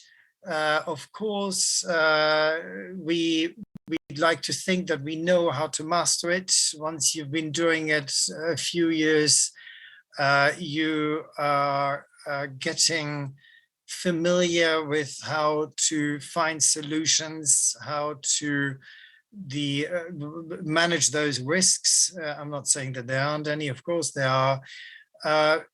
Where I would like to point out a challenge that we face without really repeating much from what Gary and Caroline have already brought up. It is, for us, the supply of biogas to then be used for biomethane, to be upgraded to biomethane to then be injected into the gas grid, is a fairly streamlined process now, dare I say, despite the challenges that I mentioned at the moment, to then get that ready to be sold as a gas, like any gas, that we require to, as one of the pillars of any economy, to be able to survive. We have the customers there, the willingness, the very much the sorry, can you hear me all right? It's giving me a message that my internet is being unstable, but seems to be fine. I'm not getting any messages. The customers are there. The customers, whichever type of customer, and we're happy to elaborate on that. Basically, what I'm trying to say is people are willing to pay a premium and willing to engage in that. Where we find a lot of challenges still is the bit in between, which is then actually getting it from our plant to the customer. And the challenge here is more specifically, without repeating or maybe elaborating a little bit on what Caroline has mentioned there a moment ago, I'm sure, and hopefully she agrees with that, is that you're using infrastructure, existing infrastructure, and the pipe work, but as well as the regulations and the politics, as much as the people involved and making it all happen and the entire process with it. But it is still very much based on the majority of that gas that's flowing there, which is fossil fuel based, and it can lead to confusion. It can lead to people being getting quite upset and desperate to actually then be able to purchase it. And of course, for those who actually produce that gas, for us to be able to actually find the right sales mechanism for it. And just one last point, I'm not sure if I'm still within my time. An example, for example, is in Italy, you are restricted by the subsidies regime to be able to actually get it into the European-based RED II certificate scheme. You have in Germany a lot of delays, which hopefully once the elections have been decided, and then, well, I guess we need to wait for the negotiations. So maybe by Christmas we get some clarity as to how that's been continued. And the same then to be able to actually have that platform work across Europe as efficiently as possible to be able to supply those customers with that green gas. That's me for now. Daniel, thank you very much. Some really interesting points, and yes, as you say, echoing what we've heard before about trying to get that sort of continuation of supply, of regulation, of the ease of the infrastructure as well, points mentioned by Caroline and by Carrie as well. We'll talk more about that in a whole panel discussion in a moment and see, where the main sticking points are. But let me now bring in our final panelist for this particular discussion, Raymond Schmidt from Nel Hydrogen. Nel Hydrogen, global dedicated hydrogen company busy with production, storage and distribution of hydrogen from renewable energy. Raymond, over to you. What are you working on at the moment? Yeah, thank you, Sasha. Good afternoon. Thanks for the invitation. I have a few slides ready. Maybe they can go through. Yes. This green hydrogen industry is a very exciting industry because it's simply getting into another dimension in the last 5 years. I have seen this evolution in the last 12 years. And evolution there is definitely there. Next slide here. Just about Nel, we are a small company, 400 people listed on the Oslo Stock Exchange, and in fact dedicated to hydrogen, manufacturing our own PEM water electrolyzer. alkaline electrolyzer, and hydrogen refueling stations. Next, please. It has been mentioned, it's moving to another dimension. People were talking about kilowatt projects, and then 10 years ago we were talking about megawatt, but the megawatt was already kind of quite big, and now somebody just mentioned gigawatt scale, and this is also reflecting, in fact, in the manufacturing capability that companies like Nel need to develop, and this is just showing the evolution there. We are talking about few megawatt system, but are developing solution of a few hundred megawatts, in fact, and this is one of the big changes there in this industry, and how we see this developing there. Next one.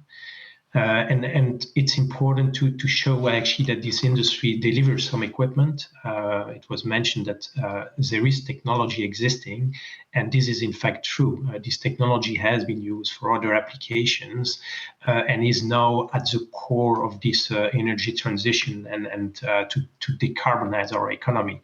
Next one. So it can be in containers, it can be in buildings. So these are the kind of systems that are operated today. Next one. The power to gas industry, this is also a very interesting one because the potential is gigantic. Decarbonizing there is a very hot topic. What I can see today, what we see from a manufacturing perspective, currently all the projects that have been performed were actually at a kind of demonstration level, but we see that this is moving extremely fast. So in a matter of 2-3 years, all this is moving into really large scale, and we really talk about these 100 megawatts, so gigawatt plants. Next one. So currently what has happened in the field are projects like you can see here on that slide, for example, in Switzerland. So there is in fact direct injection of hydrogen in the natural gas grid taking place for some project, but still of quite small capacity. Next one. And this happens in Europe, happens in the United States with dedicated grids here where they inject a small proportion of hydrogen in the network, or even in Australia, next one, where they are also trialing actually this injection of hydrogen in the natural gas network. So that's actually what is happening today. What is going to happen next? Maybe, yeah, next slide, that's the right one. So the current status, what you see is you have power to gas project, but they are still at quite small scale today.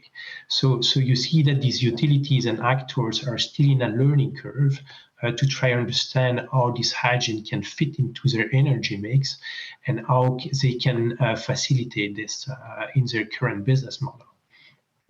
So they are clear decarbonizing target set.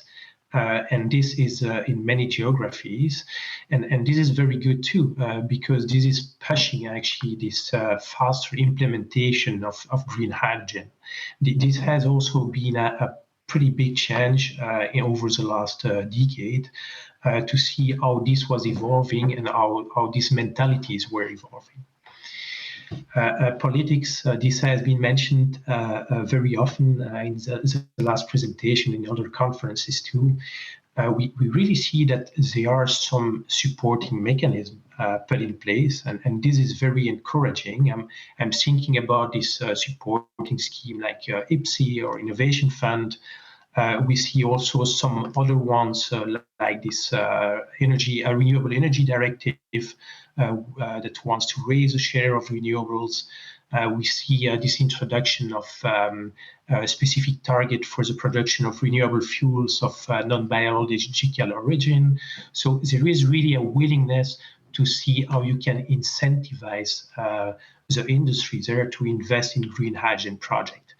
However, there are still some definitions that are still required, some improvement to be done, really to give that kick to move to this large scale, because we see that there are still some few challenges there to overcome there. But what is certain, and this was clearly stated too, it's a common exercise that needs to happen to get to the next phase. And this is a political commitment, OEM commitment, and a developer also commitment.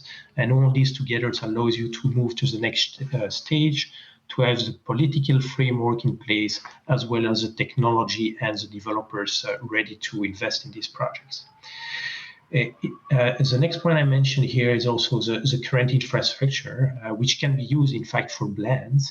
It is important to understand, this was mentioned in the former panel, that it's a transition. So you need to be sure you can still value the existing assets. And this will be complemented with adaptation to this network and potentially new infrastructure to allow 100% green hydrogen in these networks. So this frame of green hydrogen has multiple applications, and this is also what makes that green hydrogen economy extremely exciting. It's a significant market, significant potential in a lot of diverse industries, going from heat to industries, mobility, or power to power. So this gives a reason for many actors from different industries to get into the game, and this is in fact pushing this green hydrogen industry to develop faster, which was maybe something that was missing in the last decade. And to end up, this water electrolysis technology, so the technology is there for almost a century, in fact, so it's nothing new.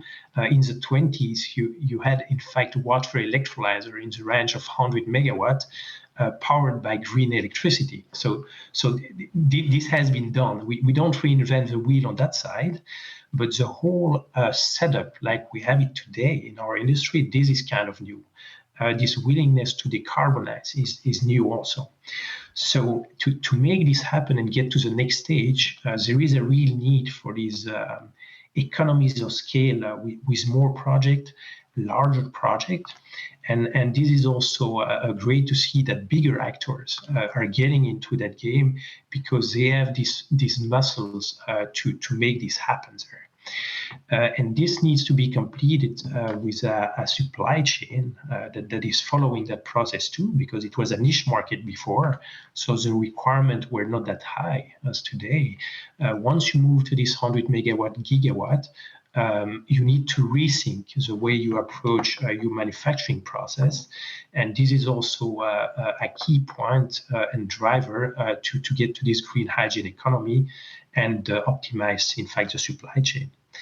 So this is what I wanted to say at this stage. I know there is a Q&A where we are going to raise way more topics, and then we'll be happy to discuss this further. Thank you. Raymond, thank you very much. Thank you. Some really interesting things. Let's bring all the panelists back together now. And I am very conscious of time. And I want to get some thoughts for all of you on this one. You've all talked in various ways about the challenges that you have, and you've all talked about what you see as the future. You are all in areas that slightly overlap. I think there have been a lot of challenges that overlap for a lot of you as well. But I'm just going to ask you your biggest frustration, that biggest roadblock, the thing that you just wish you could wake up in the morning and know that it was no longer an issue. And I'd just like to see what sort of overlaps we have there, because, you know, the four of you have probably dealt with that in one corner of the world and can give advice to others, because everything you've been saying is quite similar. So, Carrie, your biggest frustration, the thing that you would just like to erase to get to where you want to get to. I think maybe one word would combine those frustrations, and I would say that would be lack of predictability in many respects, which is partly understandable. Partly it's a result of the regulatory issues which have been discussed, availability, cost, and then why is it important, this issue? I mean, this value chain and supply chain point has been also mentioned, which I think is very important, because if I think about us in the middle of the value chain, we need to rely on the production of these gases, and the producers need to rely on the availability of the technology which they will use. We have our portion, our technologies, and then our customers, of course, need to rely on the whole value chain bringing the gases for their use for a price and volume which they would need. And they are making investments, long-term investments, 20 years investments, and therefore they need predictability. And so we are all dependent on each other. Yeah. What about you, Caroline? Is it predictability? Is it knowing what's ahead? Is that your biggest frustration? It is one of them. Is it the biggest? I would add a second one, as we are four, so we can have together for frustration. It would be the fact of daring to go directly at scale. It's indeed about huge investment, but at the same time, it's about future-proof type of investment, and aligning interest on that to start now at scale, because that's really one of the key levers to achieve competitiveness. So how do you overcome that? How do you go at scale from the very, very beginning? I mean, you're a huge company. You know all about going at scale. So what is it that's holding that back? It's about adapting all the bricks of the value chain. It's about also having the technology at the right scale. Nell was speaking earlier on the fact that, I mean, the manufacturing industry needs also to go at scale. And so one way we are now trying to overcome that is by combining end users at the very same location, creating those types of hub and having several industrial joining forces, making the good consortium, having an alignment of interests. It makes the project development phase a bit more complex, as you really need to be aligned, but allowing you to go at scale and giving visibility also to everyone. Because if you have the visibility of, okay, I'm going to order 1 gigawatt, but possibly I'm going to do it stepwise in three steps, but you already can take an engagement and you can make your project bankable. And so your solution is getting more competitive. Yeah, I saw Carrie nodding to what you were saying there, and I believe, Daniel, you were as well. You're in a slightly different situation, but is it for you alignment of interests or working with different people? You mentioned people, actually. People was a big part of your talk. Yeah, I was making that as more of a teasing comment rather than trying to make it clear that there's a differentiation between a pure technology installation and then having to look after it and make it work and see it through. I would say, in terms of my biggest headache, is we are here amongst us people who understand and got the experience and the capacity to go to scale. It is the players that we deal with are pretty much all now lined up. Yes, of course, if you enter new new countries, we may have to still train them and bring the skills in and sure. Materials. Where I find it actually fascinating is that we have still not quite got the real political message through at that be it on EU level, be it at local level, because the gas requires a number of different parties to come together in the political spectrum, right? I'm talking about now. So we're talking about agriculture, energy that needs a better aligning, and that's still not quite there. That has been then fully the message being ultimately really delivered to then those who make the final decisions. There is so much overlap, and there's so much we can actually gain from streamlining those two ministries, those two responsible for making this happen. And making enormous savings, creating new industries, having better food supply, and being able to reduce subsidies, have that more being pushed onto the subsidies for the energy, for the infrastructure to be built out, that is predominantly still in Europe, a government-owned entity. So that will that is still not quite there, and I'm actually keep on coming back to that being utterly frustrating. So it's the politics for you, it's the politics, maybe the different regulations, the different way things are seen, as you said, at a local and a higher level as well. It's the high level, but also the streamlining, right? So the streamlining of it. So yeah, so rather than we were hearing before about that infrastructure streamlining, for you it's more the political and the regulation streamlining. Yes. and that sort of getting, the level playing field is the wrong word, but I think you take my meaning. It's the same thing in different places, so you have that predictability and understanding. Finally, Raymond, what about you? Your headache, what you'd like to wipe away? Caroline agreed with you earlier. I wonder if you'll agree with her.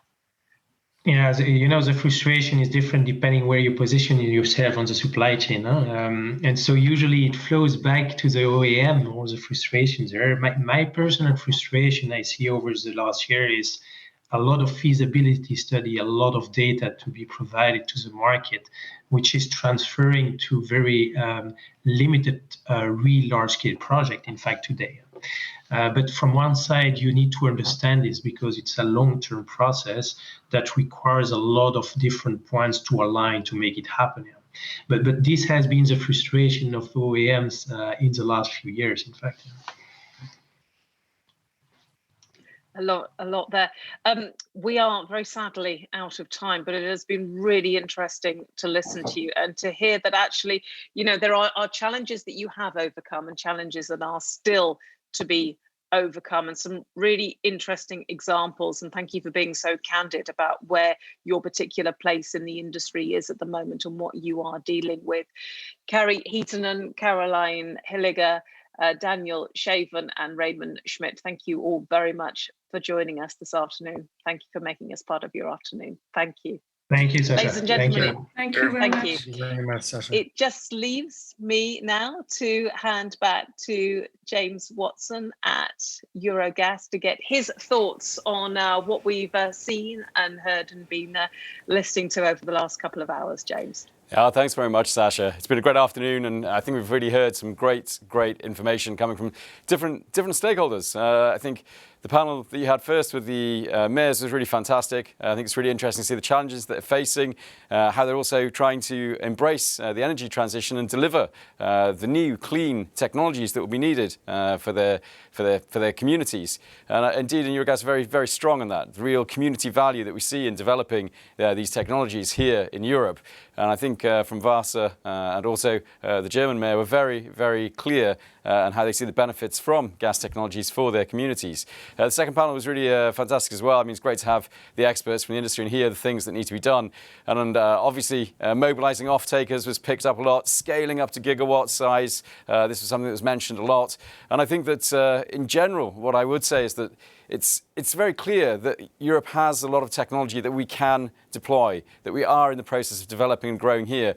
But if we don't get that policy framework right, now we have the Fit for 55 package and the gas decarbonisation package coming up, if we don't get that right, it's going to be much more difficult for these great innovators who are really delivering technology in Europe for our citizens to really achieve everything that their potential suggests they can achieve.